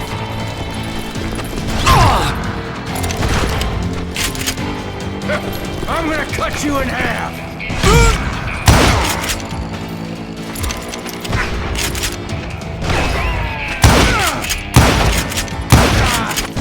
I'm gonna tear you apart!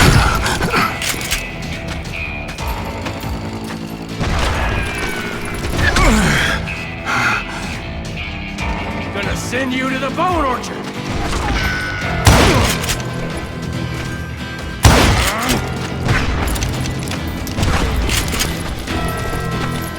It's hog killing time!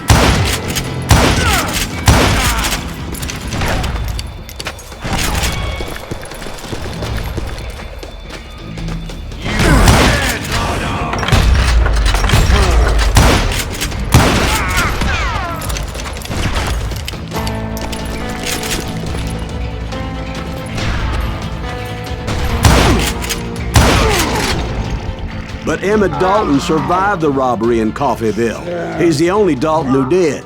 They say he was shot 23 times. Well, Dwight, who do you think put all those damn holes in him?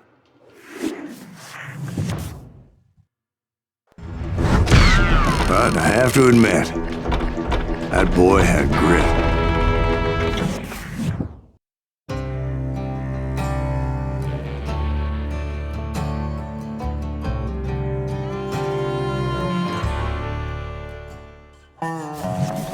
We'll get those suckers. It took me a couple of days to track the Daltons down. They can't get away with this! And in that time, a whole posse of local vigilantes offered to lend a hand. We'll track him to the ends of the earth. They seemed as determined as me to find those outlaws. But as we headed into those swamps, it was like I had my own private army. There was no way those boys were getting away this time.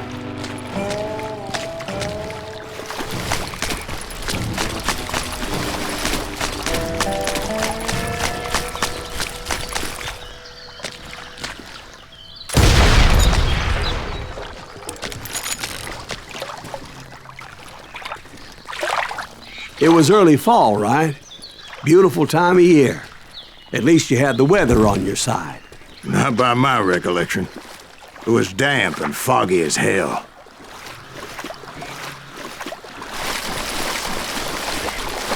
It was tough to stay on a true course, so we kept an eye out for landmarks.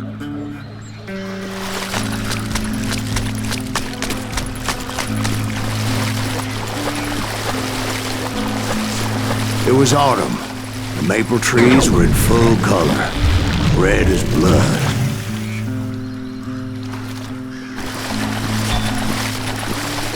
The rains that year were torrential, so the whole area was flooded.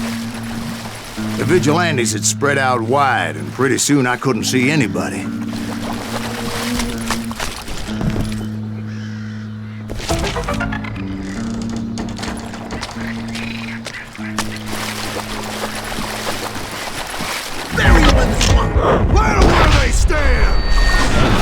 Except for some bitches ahead of me wanted to do me harm, so I had to face them alone.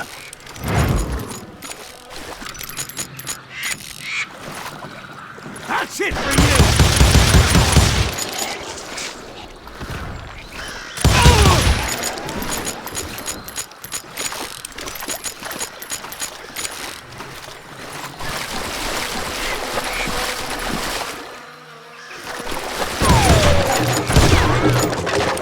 So did you find the Daltons? Not yet, but I did have the questionable pleasure of meeting a few of their friends.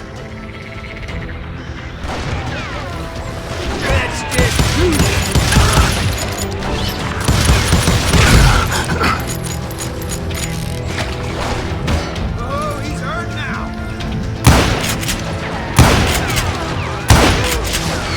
Man can shoot.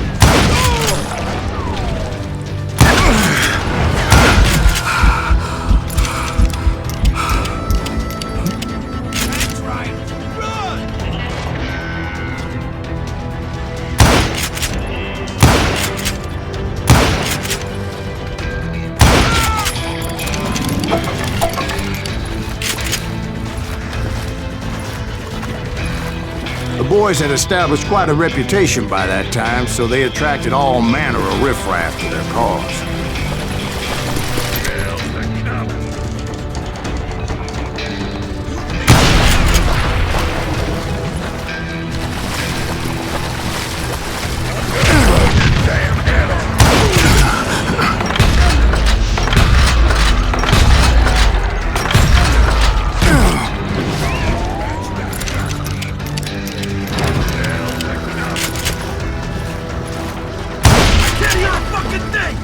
Point being, I was under serious attack. I'm gonna cut you in two.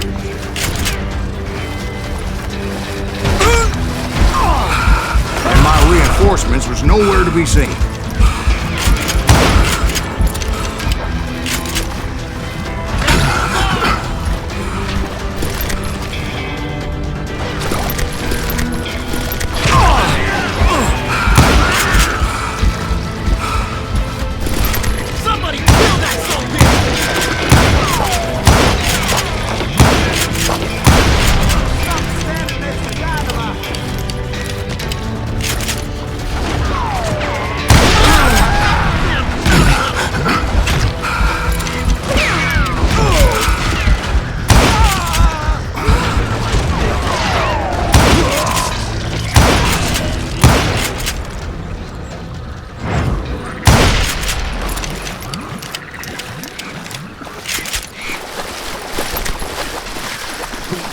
But luckily, a barn materialized as if right before my eyes. I scrambled up top to get a better view.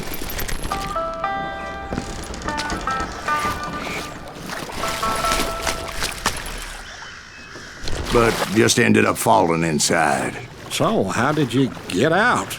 The barn doors was open. About right then, I saw some suspicious characters running for the bushes. Of course, I followed them. But that goddamn swamp was like a goddamn maze, and pretty soon I had no goddamn idea where I was. Steve?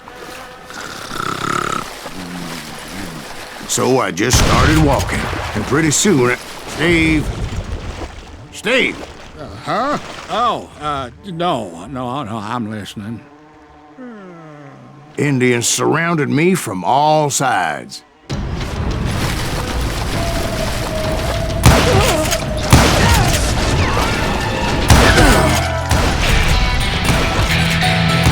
Indians? There were Indians? No. I just wanted to make sure Steve was paying attention.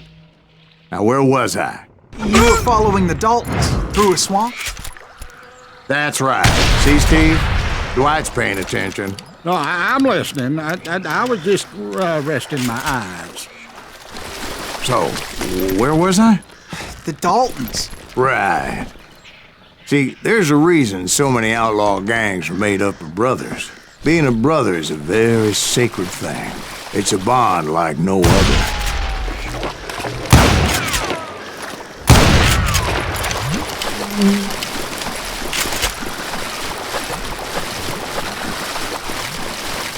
Bounty hunter! Stop that,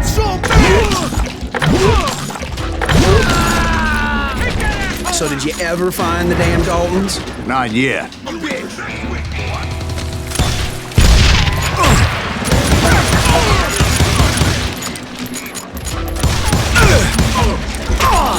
Bury him in the swamp!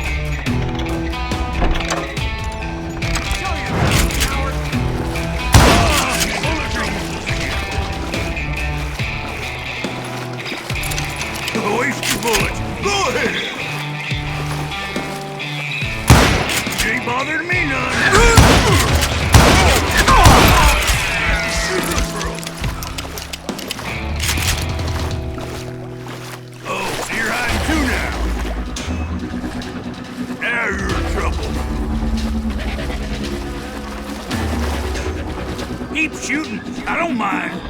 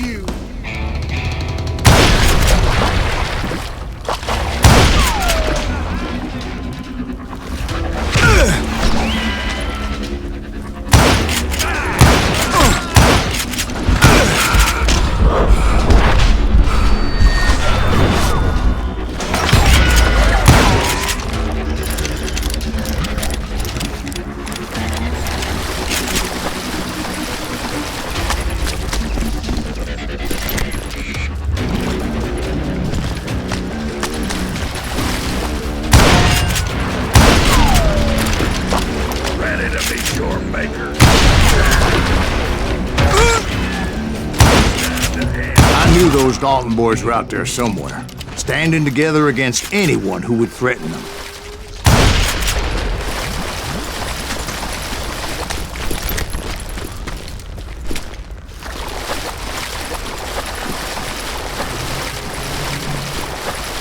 And that's when I saw it. A goddamn steamboat. A steamboat? In a swamp? Yeah, Steve, but this wasn't much more than a wreck, really. But how'd a damn steamboat end up in the swamps? Guess it floated off during the flood of '89. Now, was it a stern wheeler or a side wheeler? What? Does that really make a difference, Steve? It was a steamboat with a goddamn army on board. It was then that a fusillade of bullets come raining down from on high, and those vigilantes who accompanied me weren't anywhere to be found. But among those men that were shooting at me, I thought I saw some familiar faces.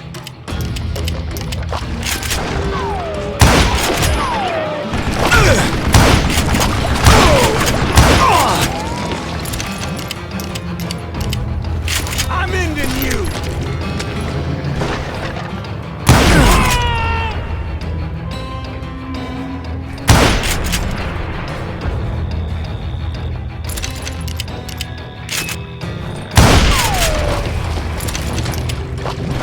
I'm done with you.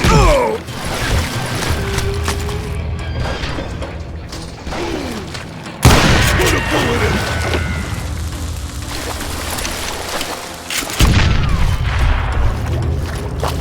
Get out of there.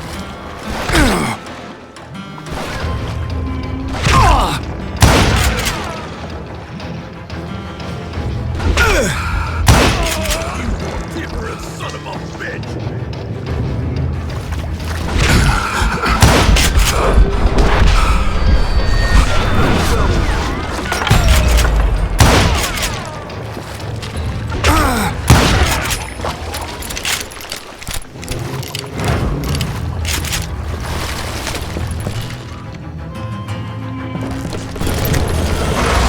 Somewhere up there, the Daltons were waiting on me.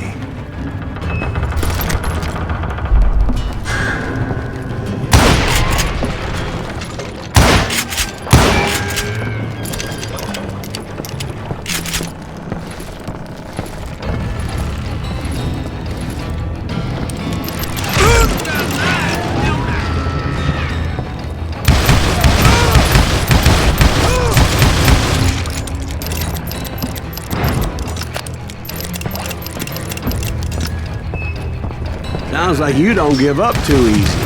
That's the kind of man I am, Ben. I set out to do something.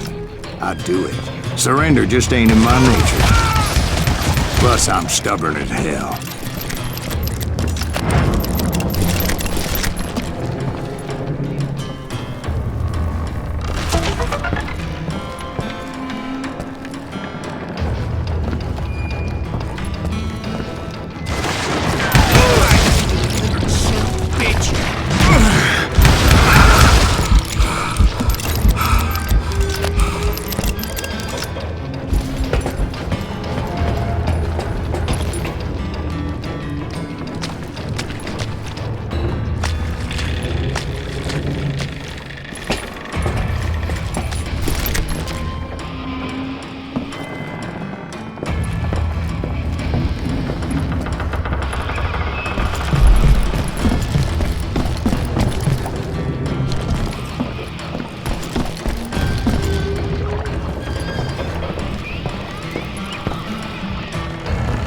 Right about then, much to my relief, the vigilantes finally arrived.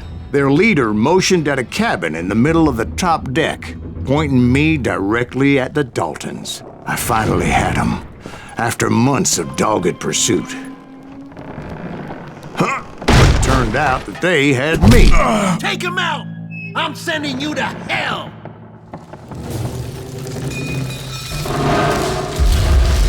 The Daltons had played Not me so like a tough after fiddle. all, is it? Apparently, the vigilantes were on their damn payroll. They didn't just want to shoot me. They wanted to burn me alive. But finding my way out of a burning labyrinth proved to be quite a challenge. It was a riverboat, right? I mean, it's not like it was a goddamn ocean liner. Well, yeah, but I was in a Did you fight. hear about that ship that's gonna launch next year? Largest one in the world. We're talking about the Titanic. If you ask me, it's too blessed big. I don't think it'll even float. So anyway, Don't be stupid, Steve. They know what they're doing. They say that the Titanic is unsinkable. oh God. But getting back to that steamboat, how'd you get off it, Mr. Greaves?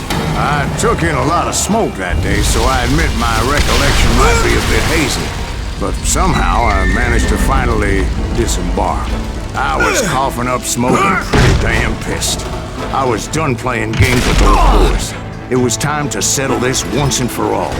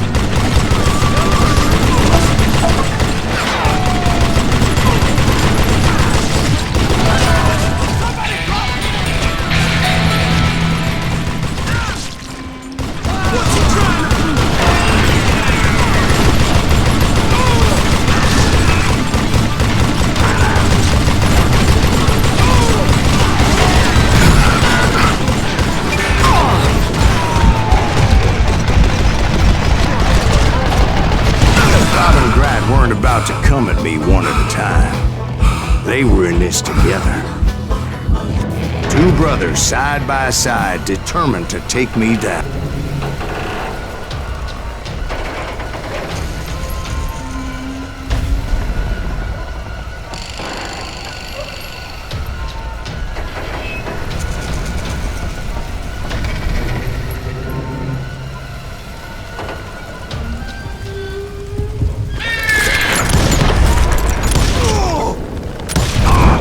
They got it wrong. A sad end for those two. If they'd only known that Emmett was still alive despite his wounds. Paroled 14 years later, he moved to California and sold real estate and lived off the legend of that fateful day. And the tragic death of his two brothers.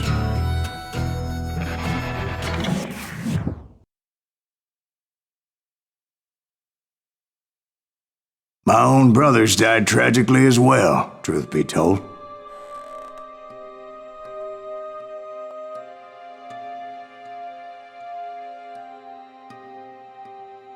It was 1868, and me and my older brothers were pulling a tidy profit running cattle into Juarez, Mexico. One night after my brothers retired for the evening, I found a little poker game in a cantina with a couple of cowboys. And I just couldn't lose. I even won an old Spanish coin that had to be 100 years old. Well, I was mighty pleased with myself the next morning as my brothers and I rode for Texas. But before we crossed the border, those cowboys caught up with us.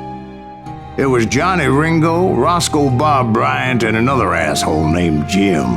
They wanted their money back and everything else we had, including our lives, as those boys didn't want us coming for them later.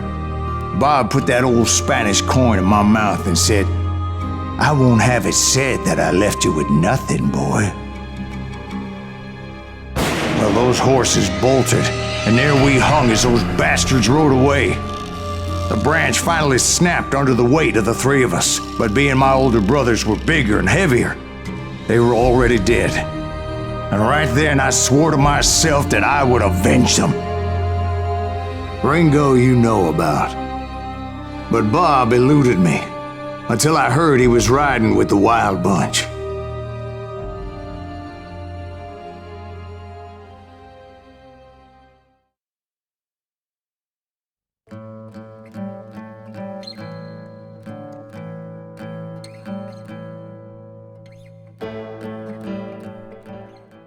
I'd been on their trail for months, ever since they left their hideout in the Bighorn Mountains. Led by Butch Cassidy, They were a loose association of outlaws who robbed banks and trains from Colorado to Montana. Among them was the Sundance Kid, and that murderous hombre I was tracking, Roscoe Bob Bryant. They blew the bridge with the intention of forcing the train to stop.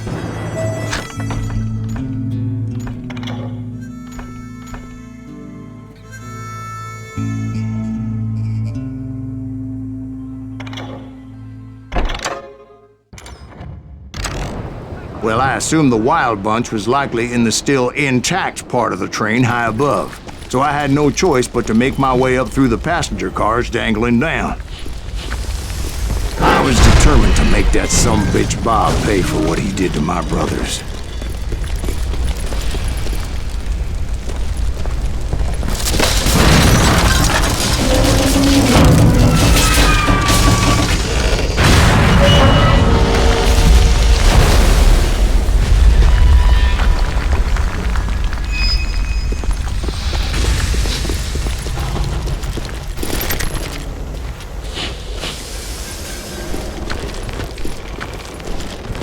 Ears are still ringing from blowing up that bridge. What'd you Well, I made my way off unscathed and came upon a few members of the gang and had no choice but to dispatch them. From there, I had to negotiate an even more precarious route.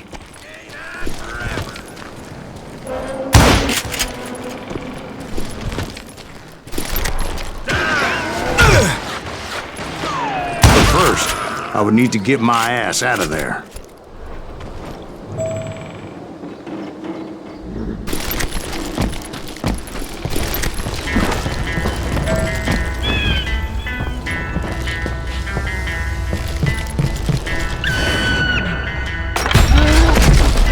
I jumped from the frying pan into the fire as the train was clearly fixing to fall. just ran out? Get out here! You're dead! You hear me? I had found the gang, but in order to find old Bob, I needed to fight my way forward past a whole passel of desperados. Outside, inside, any way I could, I made my way towards my prey.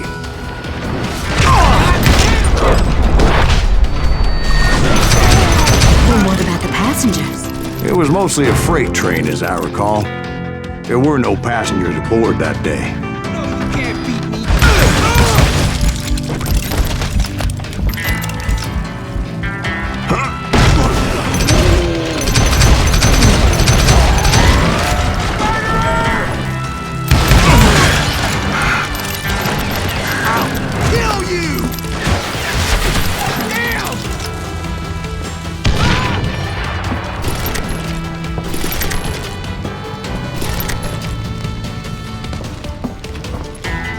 As I mentioned before, I am not fond of heights, but I was too busy dodging bullets to worry about falling to my death.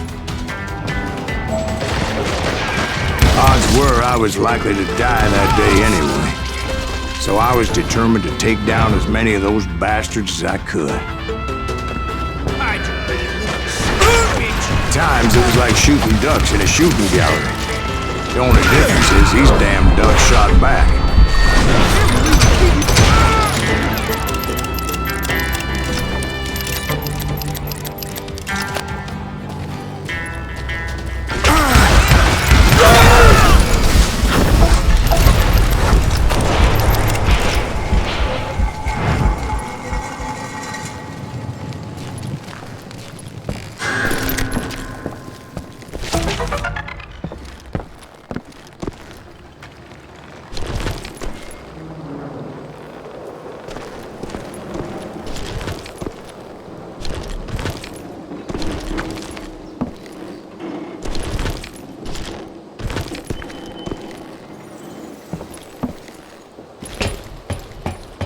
I kept hoping the law would show up and give me a hand. You mean like that giant Pinkerton posse that I read about?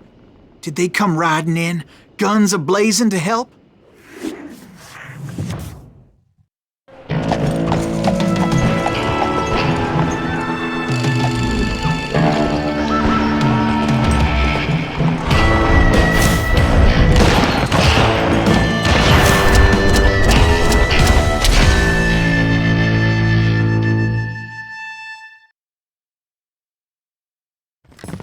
help? From the Pinkertons? No, son. I had to fight the Wild Bunch all by my lonesome, as usual. Who the hell is that? He's out of his mind! Take cover! Retreat! Retreat! Killing everybody! Kill us all! Stop that!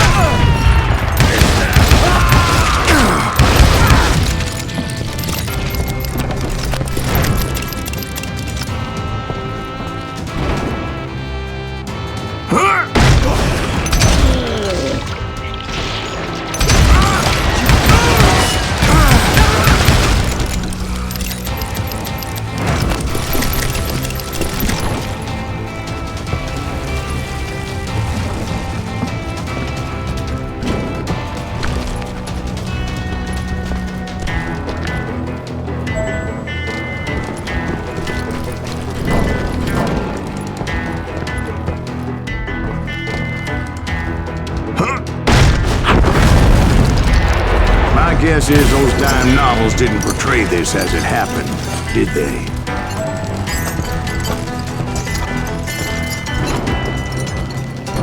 Only a few stragglers were left. I had to cut them down pronto if I was going to stay on old Bob's trail.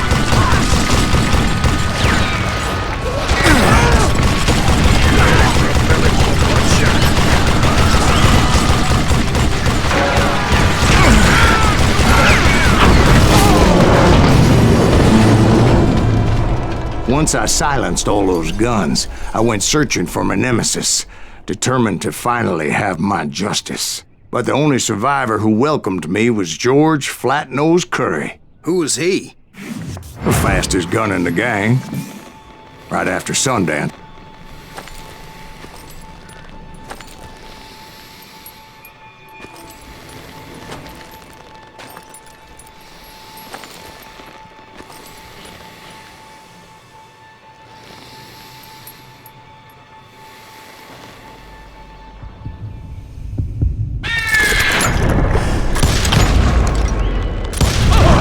On that very same day, Butch Cassidy and the Sundance Kid decided to leave the Wild Bunch behind and decamped for South America.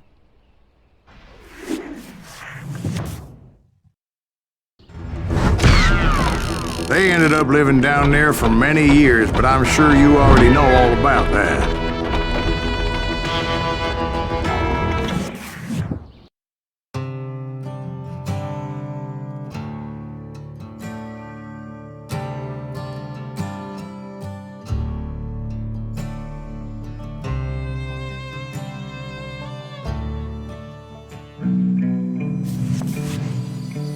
I tried to find Bob Bryant, but it was as if he'd disappeared together. Kid Curry escaped from jail, and now he was running the whole shebang.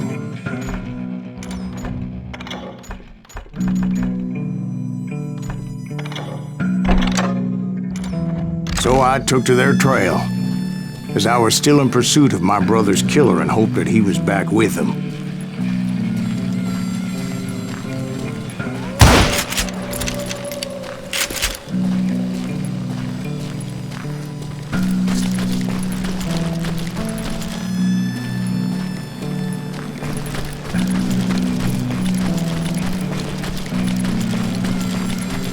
That kid Curry's kinda crazy, ain't he?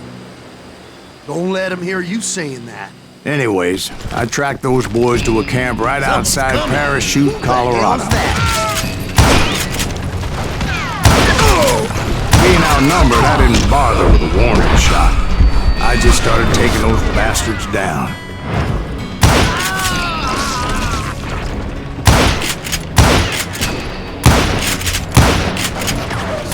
Really pissed this sumbitch off!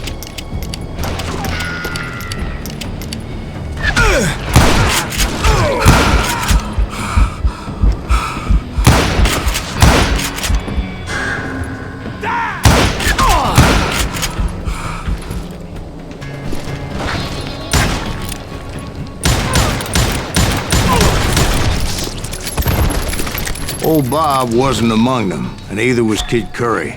I could sense them close by, however, plotting something nasty. I just needed a clue as to their whereabouts.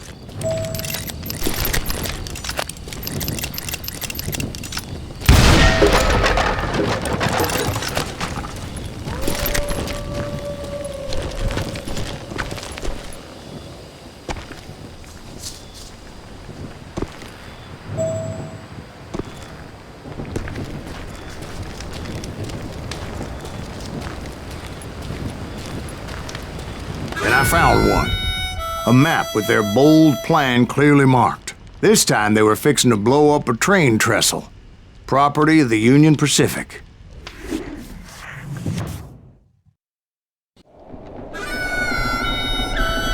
The plan clearly indicated how they were fixing to undermine several of the weakest wooden supports.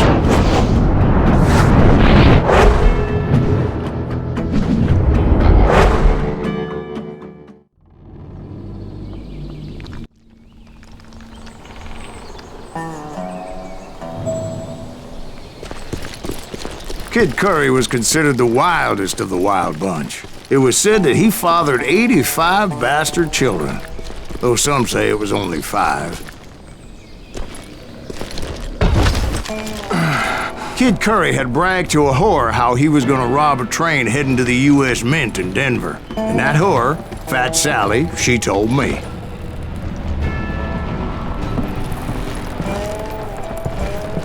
The bridge was rigged with dynamite, so I decided I'd best be careful confronting those bastards.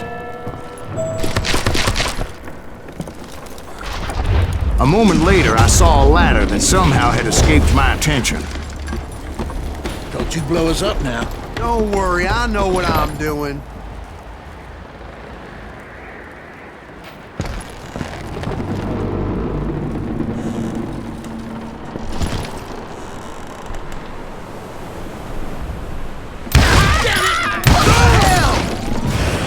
But the wild bunch did not take kindly to my presence and attempted to blow my head off.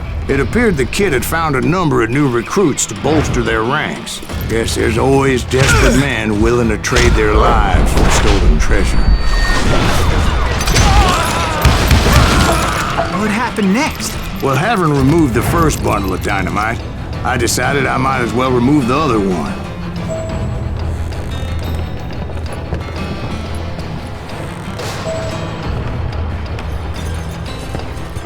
Once that was done, I figured I'd find my way from there.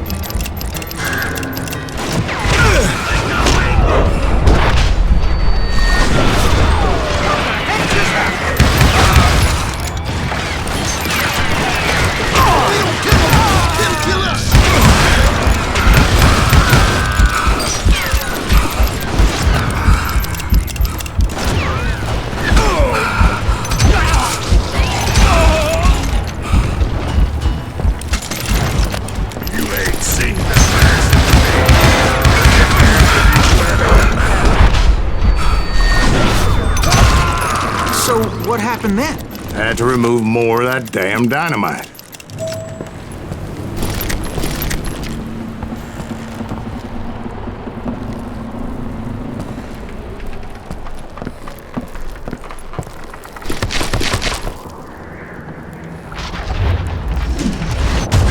Must have been terrifying trying to make your way across. I was sweating it a bit, but then I noticed a footbridge tied up on high, so I shot the rope.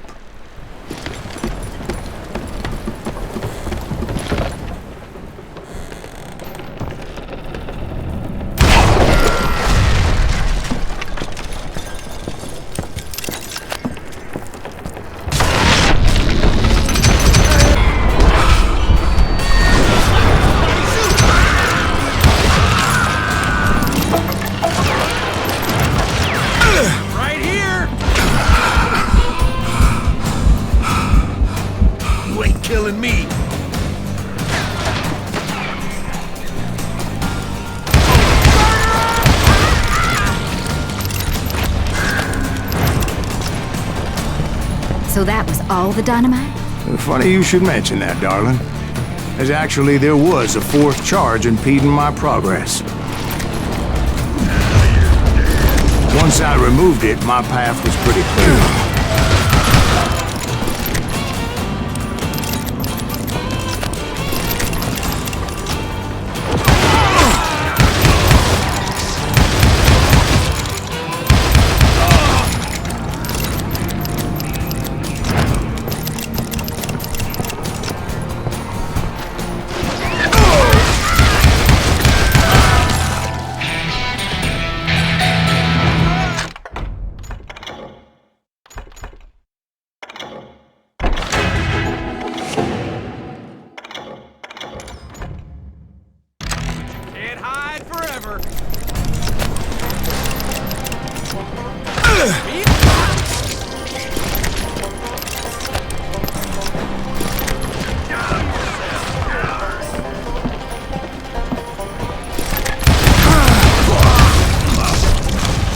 So I proceeded onward. I realized that that way just wasn't gonna work. I needed an alternate path forward.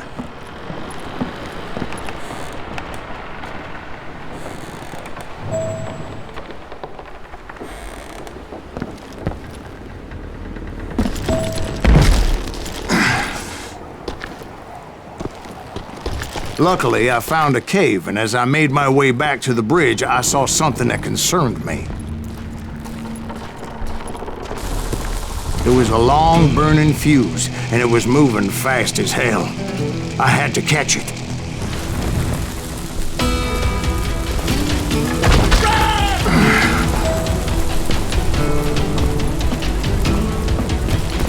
The burning fuse was so damn quick, I had to run like the wind.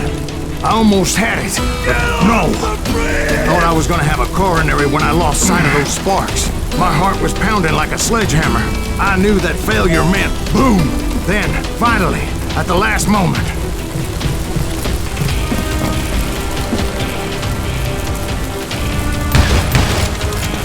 Whew.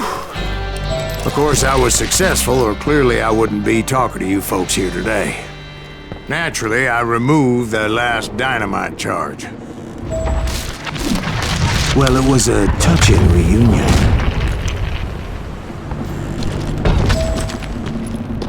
But by this time, I was thoroughly exhausted and dragging my ass, as I was not a young man anymore.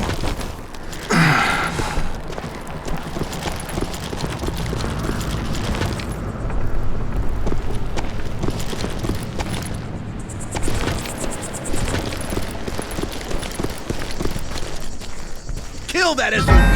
Make him bleed! Send him to perdition! Who the hell is that guy? He's Spicy King Curry, ask me! Nuttier than a damn fruitcake!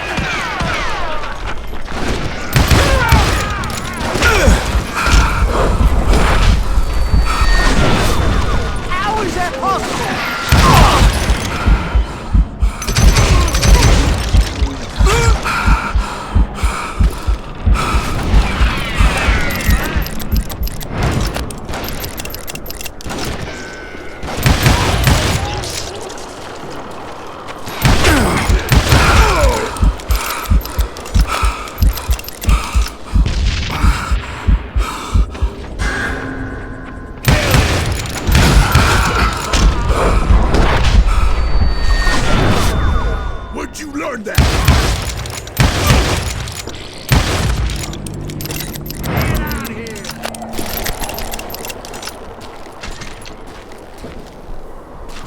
Just when I thought things couldn't get worse, Kid Curry opened up on me with a goddamn Gatling gun.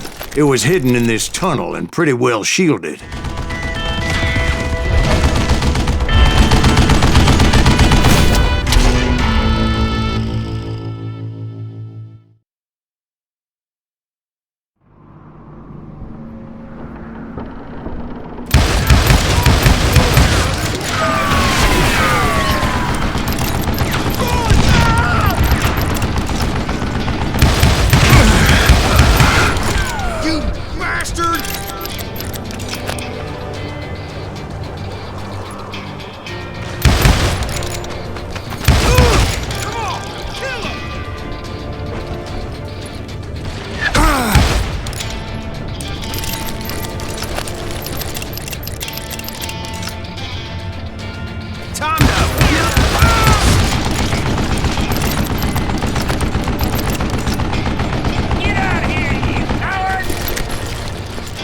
Luckily, I had located some dynamite.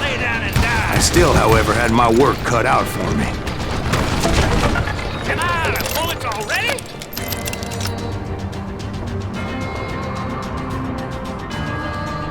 Do you know who I am?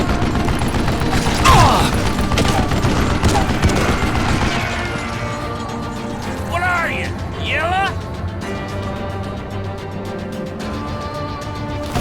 Are you kidding me? This is the last mistake you'll ever make.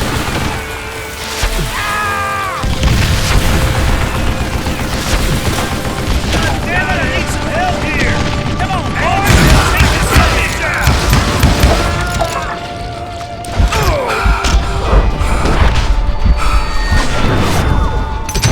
Can't hide forever. You can't beat me. Stupid contraption! Time for you to lay down and die.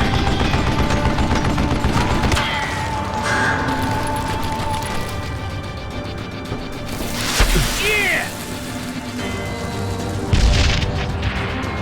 Guess you had enough, huh?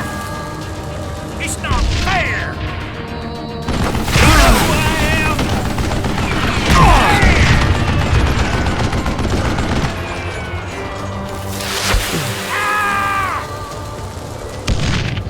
This is the last mistake you'll ever make! Wait for this cocksucker! Move it, boys! Hold him off while I reload!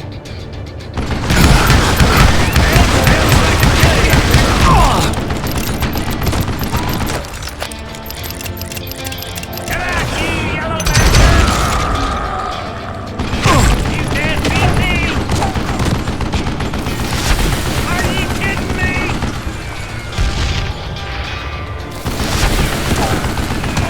Time for you to lay down and die. Shit! Kill yourself, you coward! It's not fair! Do you know who I am? Come on, come on, come on! This is the last mistake you'll ever make!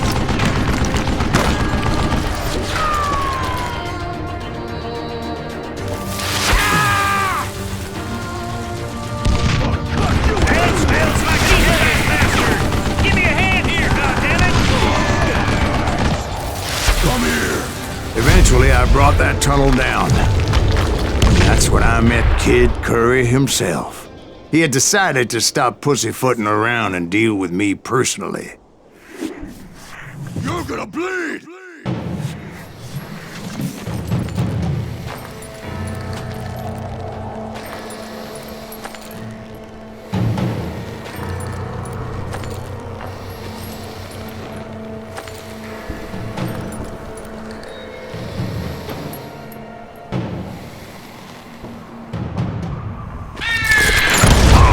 As fast as he was, I was just a bit faster.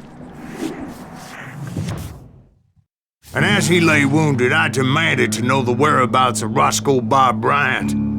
He shouted at me, Is that what this is about? Bob went with Butch's Sundance to South America. You ain't never finding him.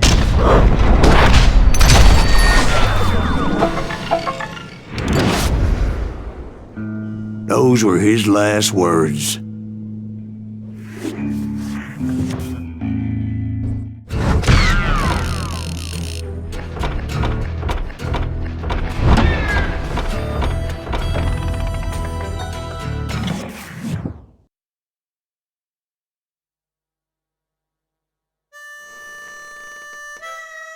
So, Bob Bryant got away?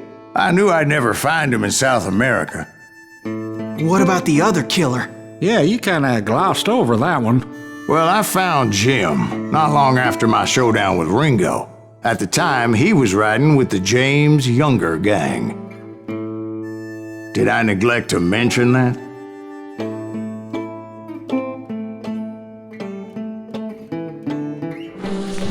Jesse James? The greatest outlaw who ever lived?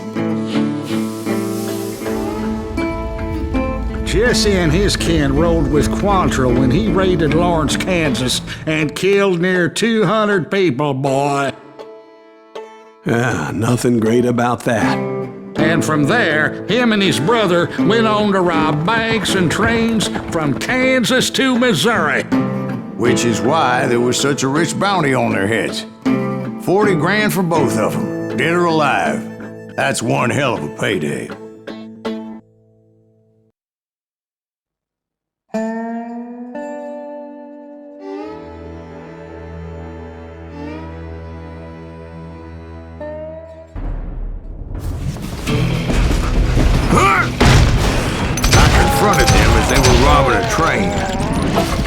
Bullets were flying at me from every which way. But I knew I'd have to fight my way forward if I was gonna find this Jim.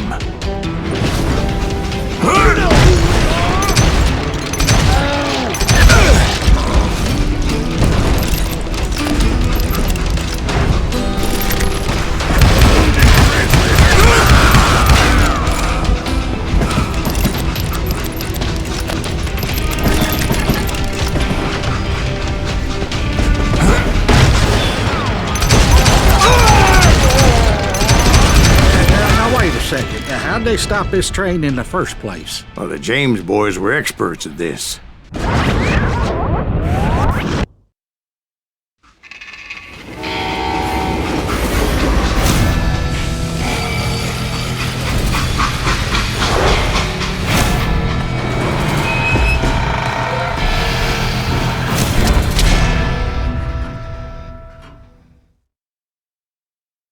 They hopped a freight train, having heard there was a big payroll in the express safe.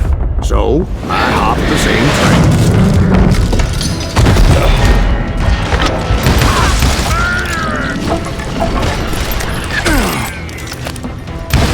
The James Younger gang was decimated after that little fiasco they had in Northfield, Minnesota. So Jesse needed more men and took on the killer I was after, along with a host of others. I was hoping to find my man and put a bullet in his head. God damn you! Climbing around that train, I must have swallowed 100 damn bugs before I reached James that... Younger gang pulled the first train robbery west of the Mississippi. Sounds like you hold them in high regard. Everyone knows they were the most famous outlaw gang ever. And you took them all on by your lonesome. Again. I'm finding this all a little hard to swallow, friend. Well, maybe you need to wash it down with some whiskey. By the way, did I mention that train was flying down those tracks like a bat out of hell? Can't hide forever.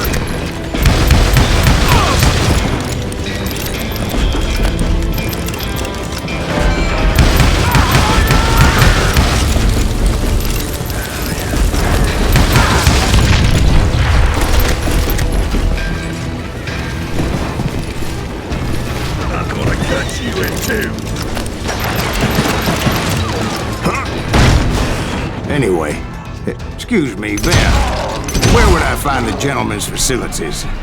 Suddenly I have an urgent need to drain my one-eyed snake. Well, I've had more than a few drinks, and I've been sitting here for quite a spell.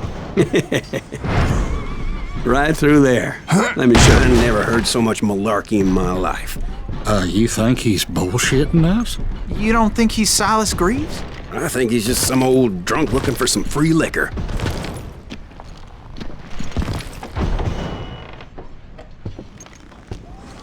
I don't know, Jack. I think I believe him.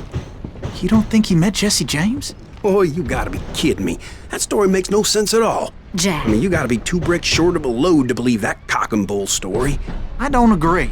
Jack, lay off the bar. But you seriously think that tired old man went toe-to-toe with Jesse James?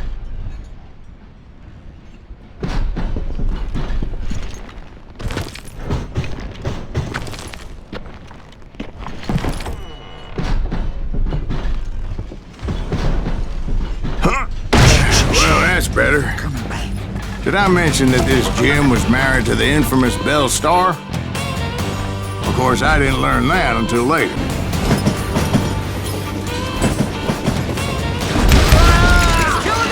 At some point, some sumbitch saw me and shouted out, "It's a damn Pinkertons!" It's a damn Pinkerton! Now, I never worked for that limey cocksucker, but I guess they assumed I was one of his assassins. Those evil bastards firebombed Jesse's mother's house and killed his stepbrother. So it's no wonder each and every asshole on that train wanted me dead. Everybody's always mistaking you for somebody else, aren't they? Why is that, I wonder? Don't rightly know, Jack. I'm just telling you how I remember. I bet you are. Shoot that stupid son of a bitch!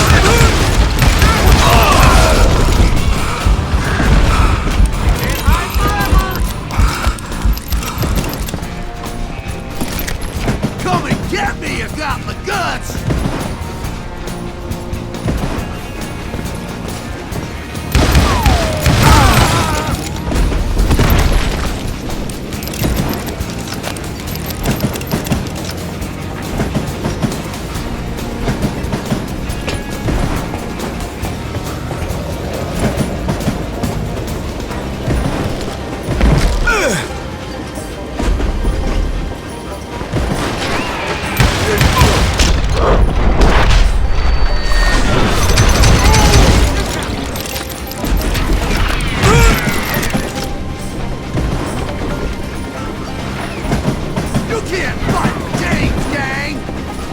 I came across a flat car piled high with logs and had to come up with a creative way to make my way forward.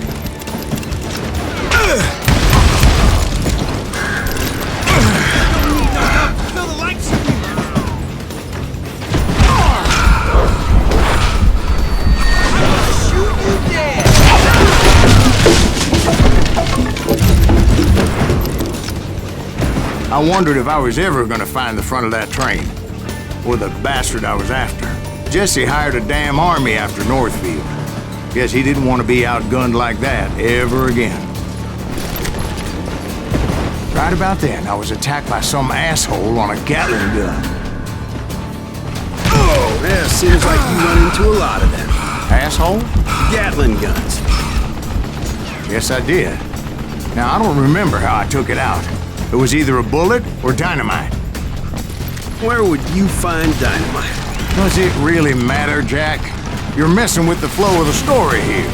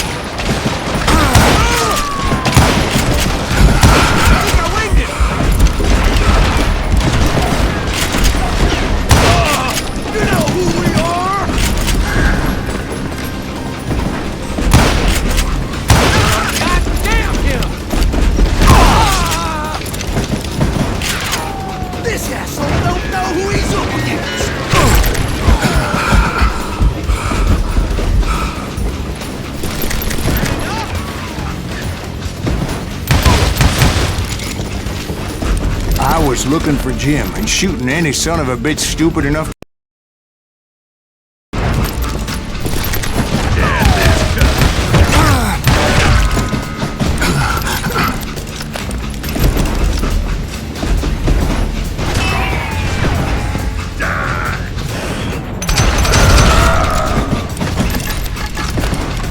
There sure were a lot of men determined to die that day.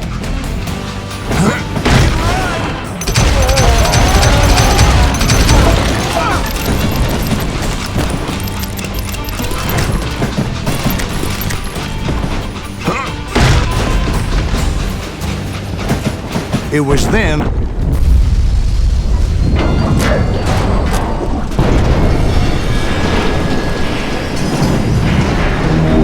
I could see Jesse waiting for me, fixing to kill me so he could get away with all that money.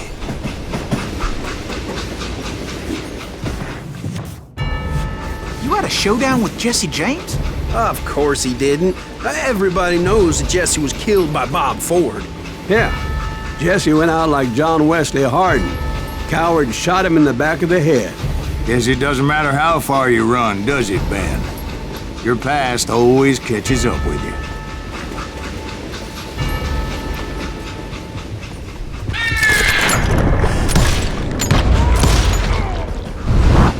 Yeah, I didn't kill Jesse James. Just wounded him bad enough to convince him to hang up his guns. What about that Jim fella? What happened to him? I figure he was up front with a gun to the engineer's head.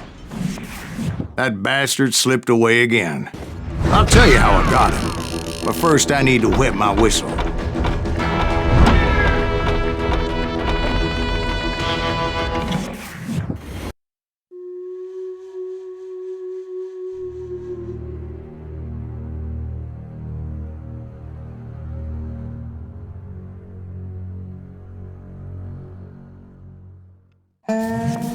After my showdown with Jesse, I continued to track his brother, Frank, and that son of a bitch, Jim. I followed those bastards into the high mountains as they were going to ground. What mountains would that be? Somewhere, I believe. The perfect place to hide out from the authorities.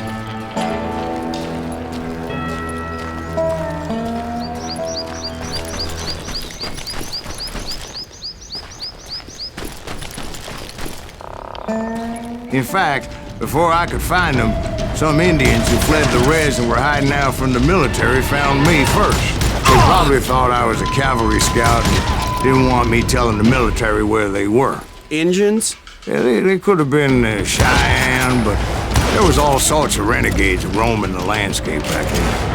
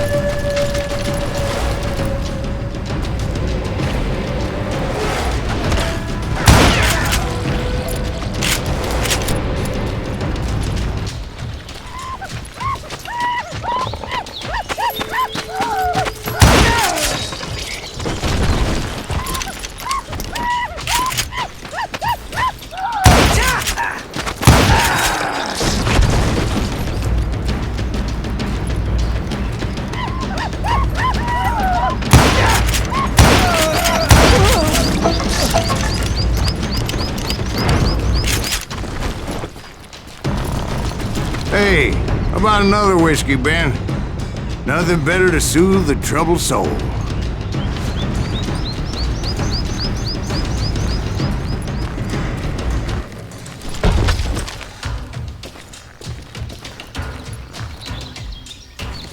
Now, where was I?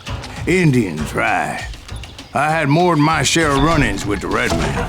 Like that time... Did I tell you about Grey Wolf? Yes, sir. You did. Ah, of course I did. In fact, I can still remember that old medicine man's words to me. Jesus Christ, we're back to that again?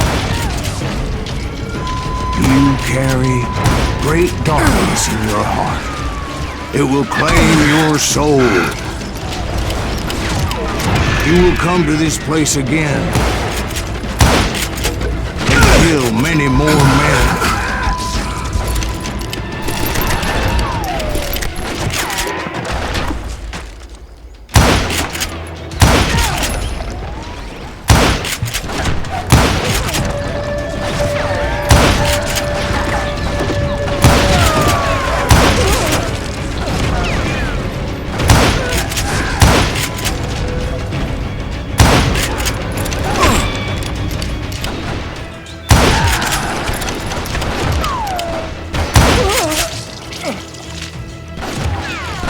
Darkness will grow until it consumes everything you are.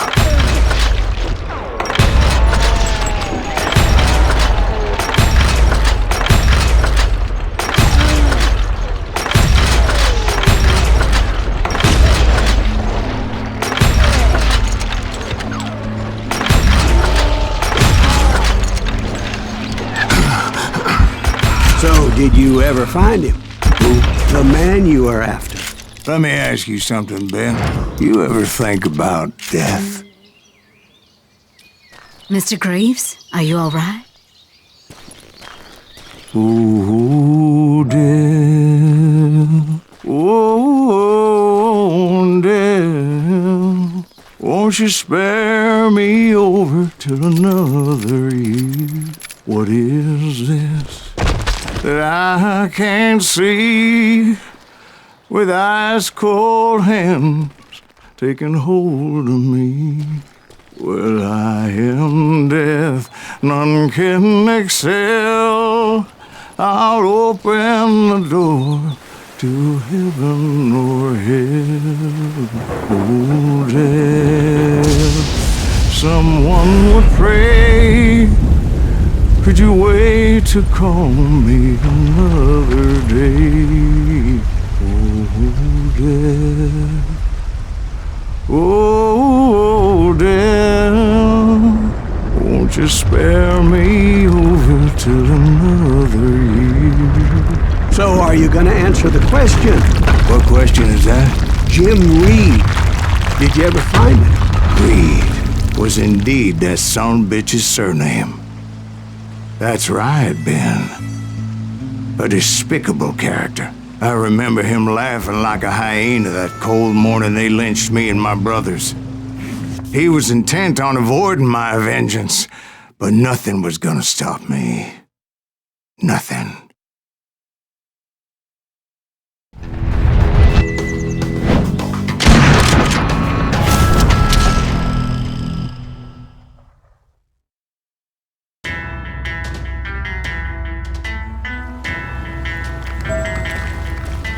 I finally did track those outlaws down. They had long rifles with scopes and were well positioned to pick off any poor soul who came anywhere close.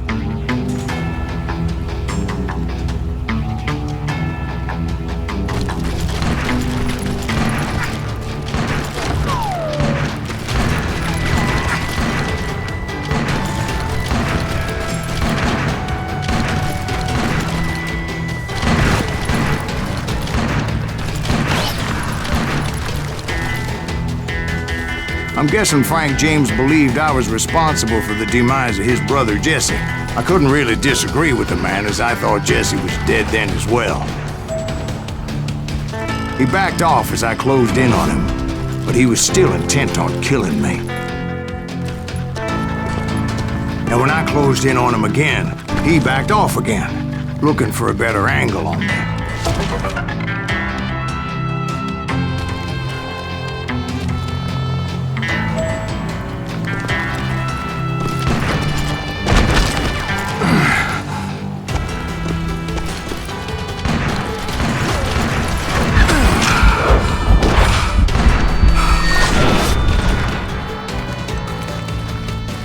Hell, I can't fault Frank for wanting his revenge, as I was there for the same damn reason myself.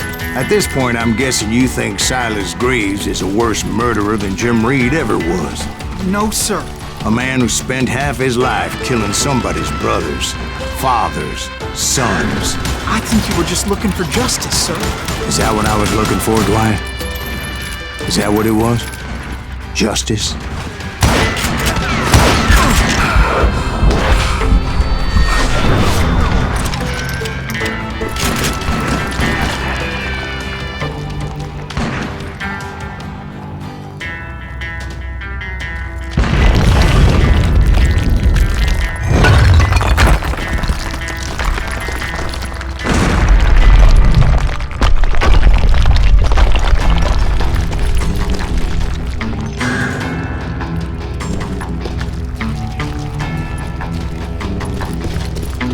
Isn't that why you were hunting the James gang? The James gang. Right. I finally found Frank holed up in his mountain cabin, and he was just a battle that could have gone either way. Luckily, I had some dynamite in my possession. Dynamite? On your person? A few sticks, just in case. It's always good to be prepared. Right. I'm just laying out the facts as I remember them, Jack.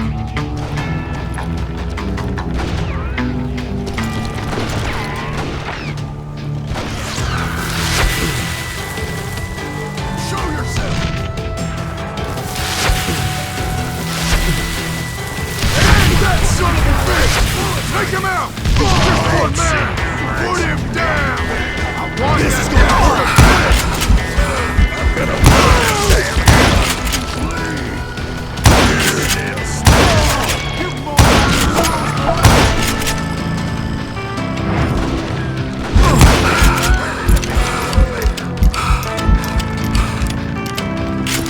Get out here and face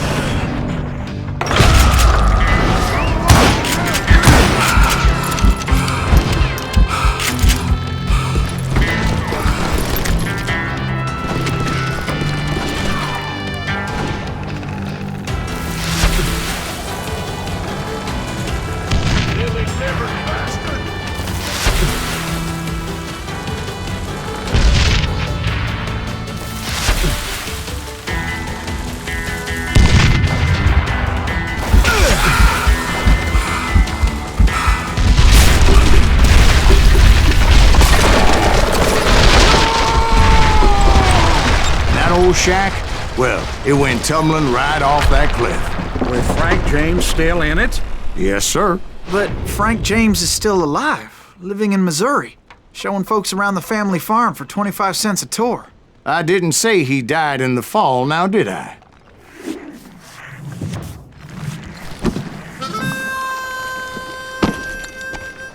I'm done with this damnable outlaw life! Kill me, don't kill me, do what you will! At this point, I just don't give a shit! I explained to Frank that I had nothing against him personally and that I was looking for someone else. You want Reed? Have at him!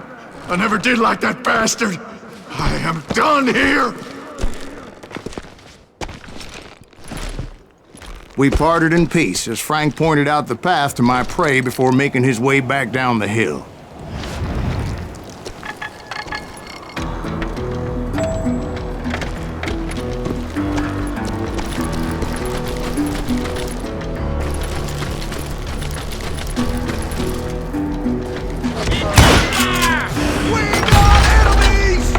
What happened with Reed? Well, I finally found the last of the gang hiding in a nearby cave. First, I had to dispatch the lookouts, as I was determined not to let that murderer escape my revenge again.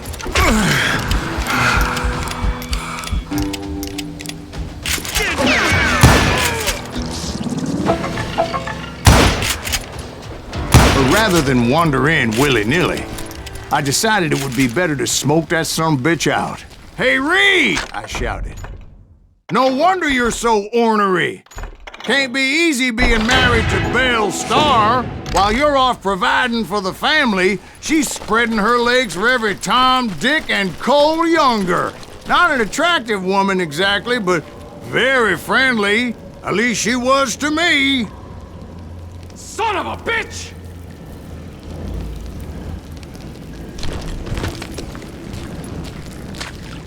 It was then that the last bunch of bandits jumped out of hiding. Why won't this asshole give up? Would someone please give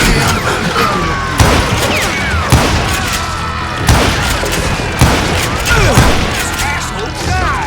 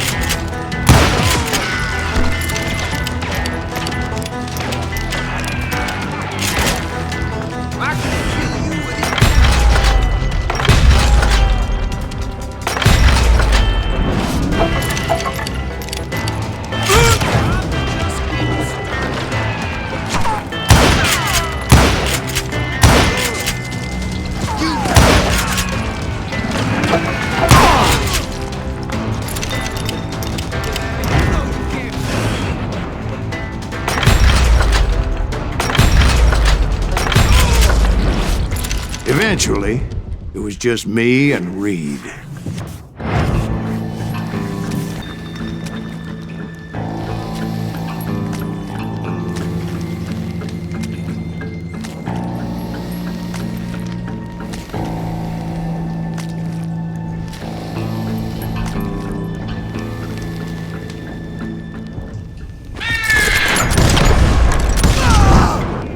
And repay him I did.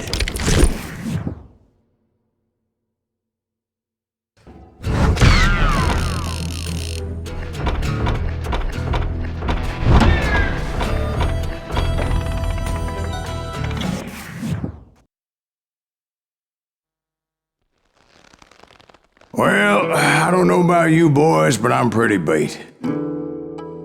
Well, it's too damn bad you never found that Bob character. Seems a shame you never had to pay. Well, funny thing about that, I did have one more chance at him.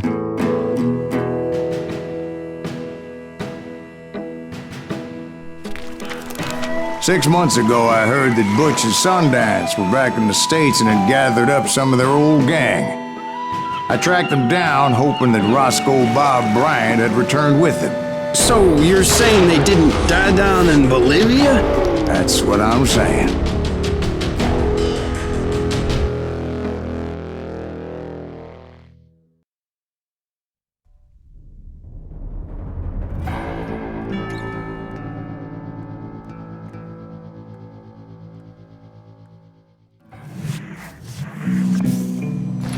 For 40 years I had waited to get my hands on the last of my brother's killers.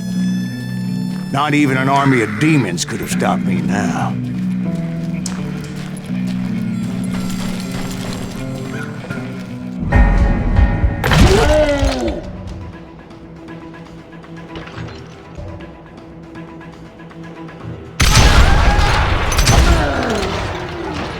Both Johnny Ringo and Jim Reed fell fairly quickly.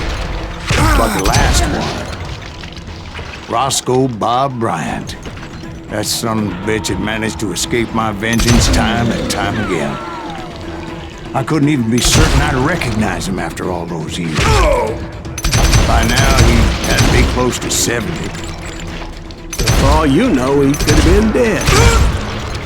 That thought had indeed crossed my mind, as did others. For instance, did my thirst for vengeance turn me into something worse than the man I was after? By this point in my storied career, I had killed more men than Bob Bryant ever had. I was furious as hell at that bastard for making me who I am. A man with no family, no friends.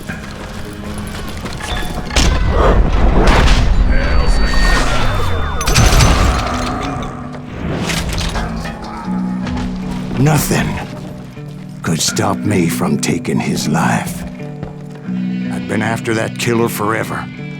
From the time I rode with Billy the Kid. But that chapter of my story you already know. Chapter of that fairy tale, you mean? Suddenly, it was 1910. There I was, an old man roaming a ghost town dead almost 2 decades.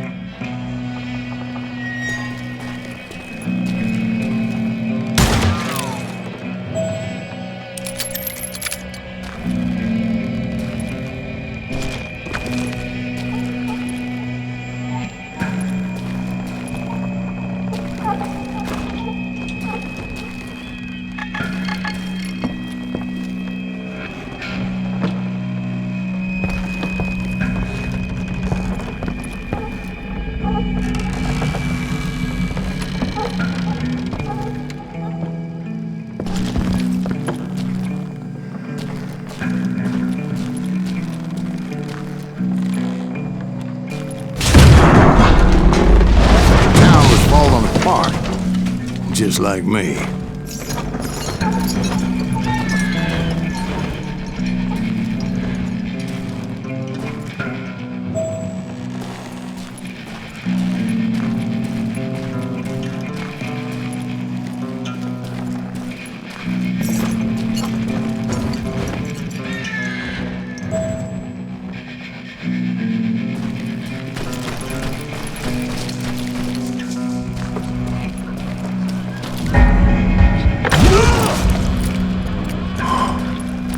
I wasn't about to call it quits.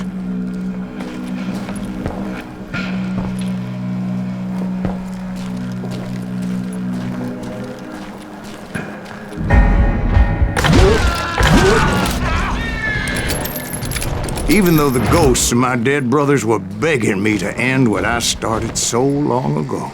Mr. Graves, are you all right? Would you like some water? The Wild Bunch knew I was there. They were after a treasure they had hidden before they fled, buried in the grave of a dead amigo. Some folks think the town is haunted, so they figured there wouldn't be many people poking around. I intended to fill that grave with Bob Bryant's corpse. But like I said, the bandits knew I was on to them. They lured me in and hit me with everything they had.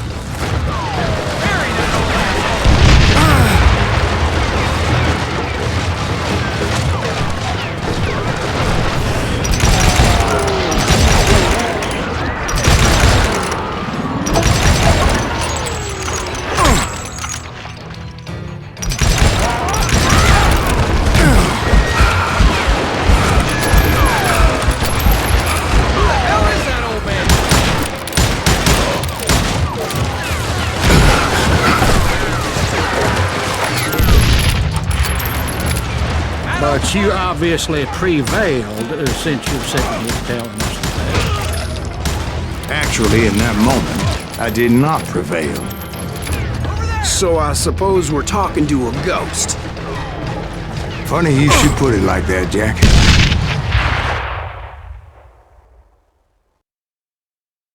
Because when I woke up... From the dead?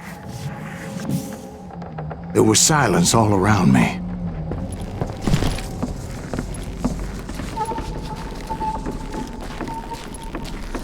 I could swear to God I saw Billy then. Billy who? Billy the Kid. William Bonney. He was shooting at me from a rooftop. Here, there, even over there.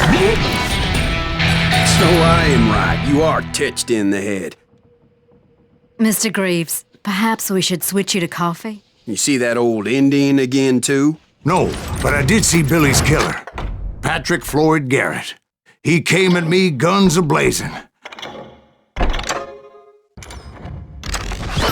I knew that old war horse had died 2 years before. I wondered if maybe I was dead too and confronting the ghosts of my past. Perhaps all my sins were coming back to haunt me and drag me down to perdition.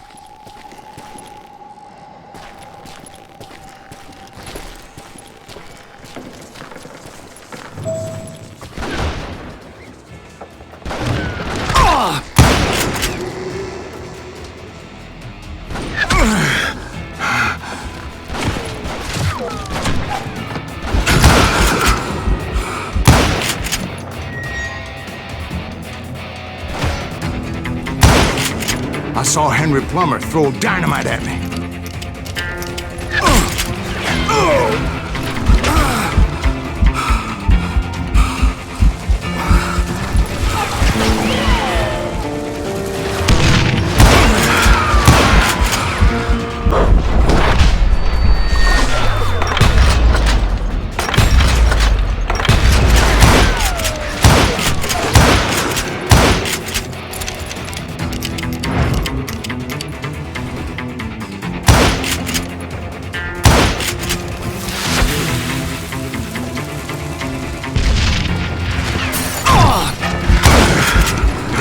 Of the cemetery, I saw John Wesley Hardin, just like I remembered him.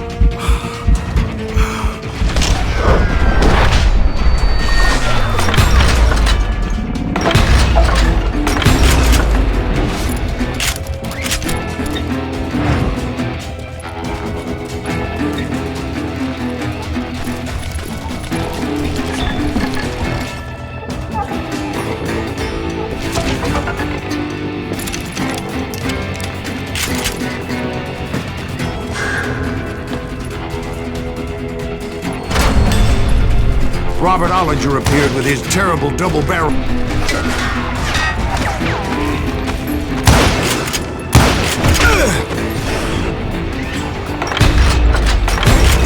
But no ghost army was stopping me. My father-in-law got hit with a fallen branch.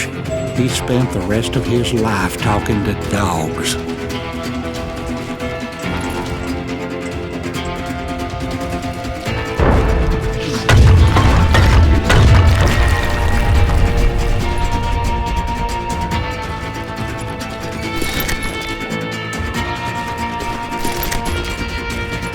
Newman Hayes Clanton, William Brocious, John Peters Ringo, they all wanted me dead.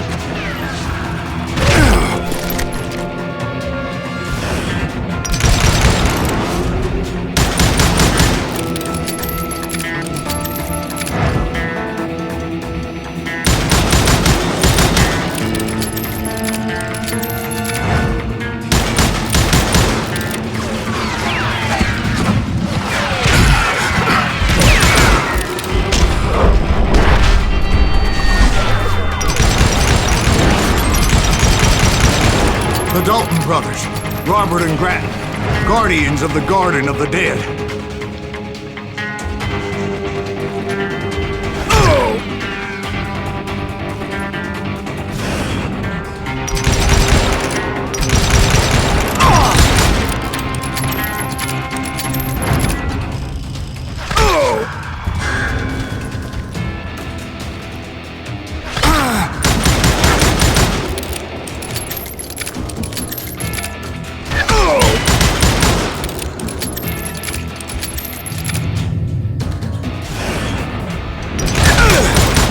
George Curry and Harvey Logan, alias Kid Curry, both thirsty for vengeance from the great beyond.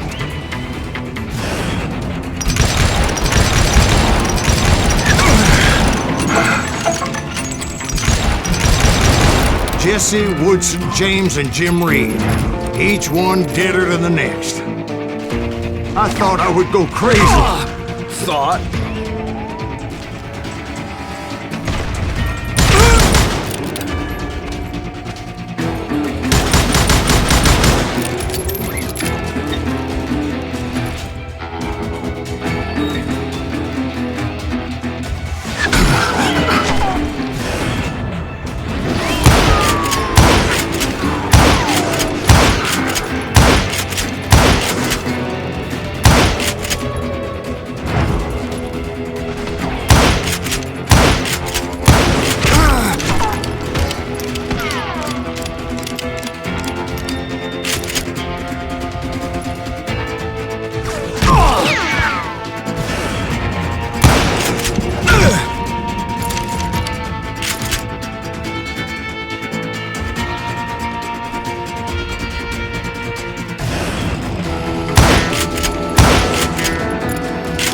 Finally, I saw Harry Alonzo Longbaugh. The Sundance Kid? Like a general leading his Legion of the Dead. You told us before that you'd seen him alive. He was alive.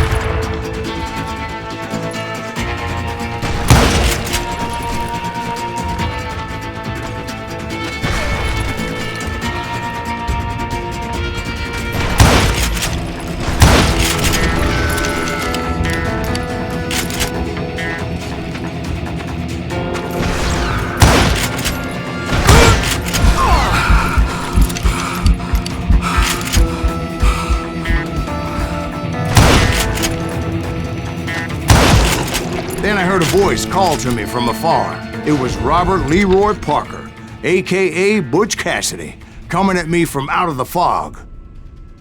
Thanks for taking care of that bastard.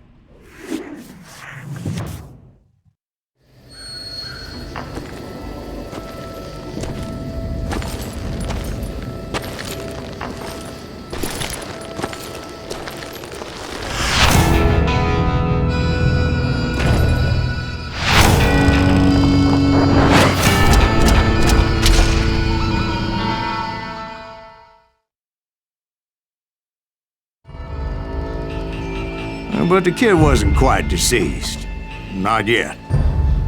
Takes more than one little bullet to kill the likes of me, partner. Those two looked like they hadn't seen each other for quite a while. Clearly, they were no longer amigos. Shit. I was hoping I wouldn't have to kill you. You won't have to, Butch. I'm killing you first. I asked them about Bob Bryant, but they were too busy with their own heated conversation. Let me get this shit straight. You want my money and the love of my life? You frittered it all away, Butch. Etta's mine. So is that damn money. I didn't want to shoot anybody until I had an answer to my question, but those boys didn't give me much of a choice.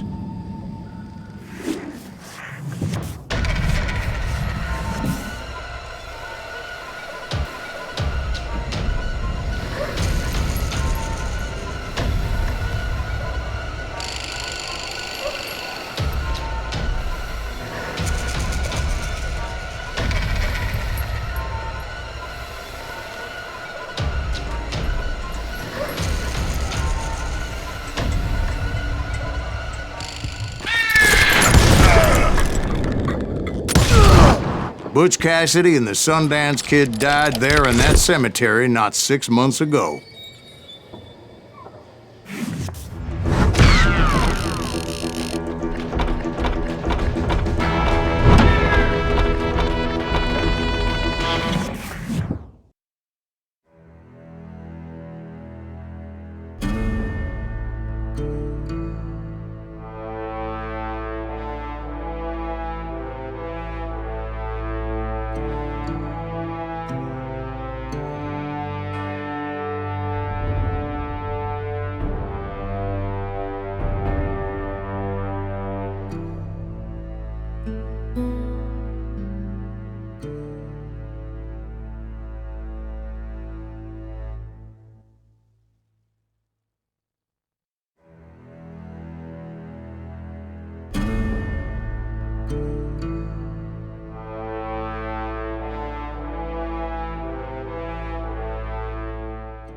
Butch Cassidy and the Sundance Kid were killed by the Bolivian army. Everybody knows that. That's the legend, but it ain't the truth. So, you never found Bob? There is no Bob. This old sumbitch ain't even Silas Greaves. Sir, is that true? Have you been pulling our legs this whole time? Well, not the whole time. Oh man, I think you've worn out your welcome here. Maybe you're right, Jack. Maybe it's time to pay. You see, Ben, or should I say Bob, your past always catches up with you. I was a different man back then, crazy.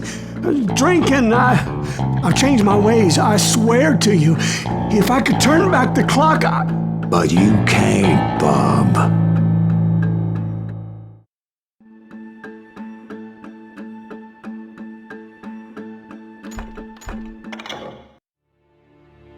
Why'd you toy with me like that? Telling those tales, knowing all along. Why not just lay your cards on the table?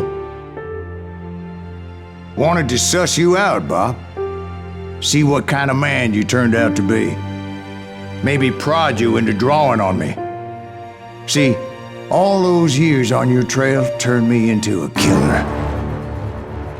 Can't even remember who I was before you tried to murder me. You, on the other hand, walked that very same path in exactly the opposite direction. What do you mean by that? You think your life is worth sparing, Bob?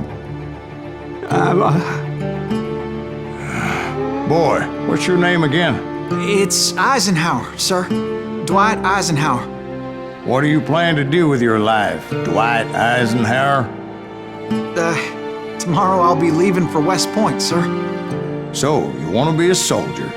Well, then do it right, son. Don't tear down the world out of anger and spite like I did. You build it up. You do something decent with your life, you hear me? Sir? Yes, sir.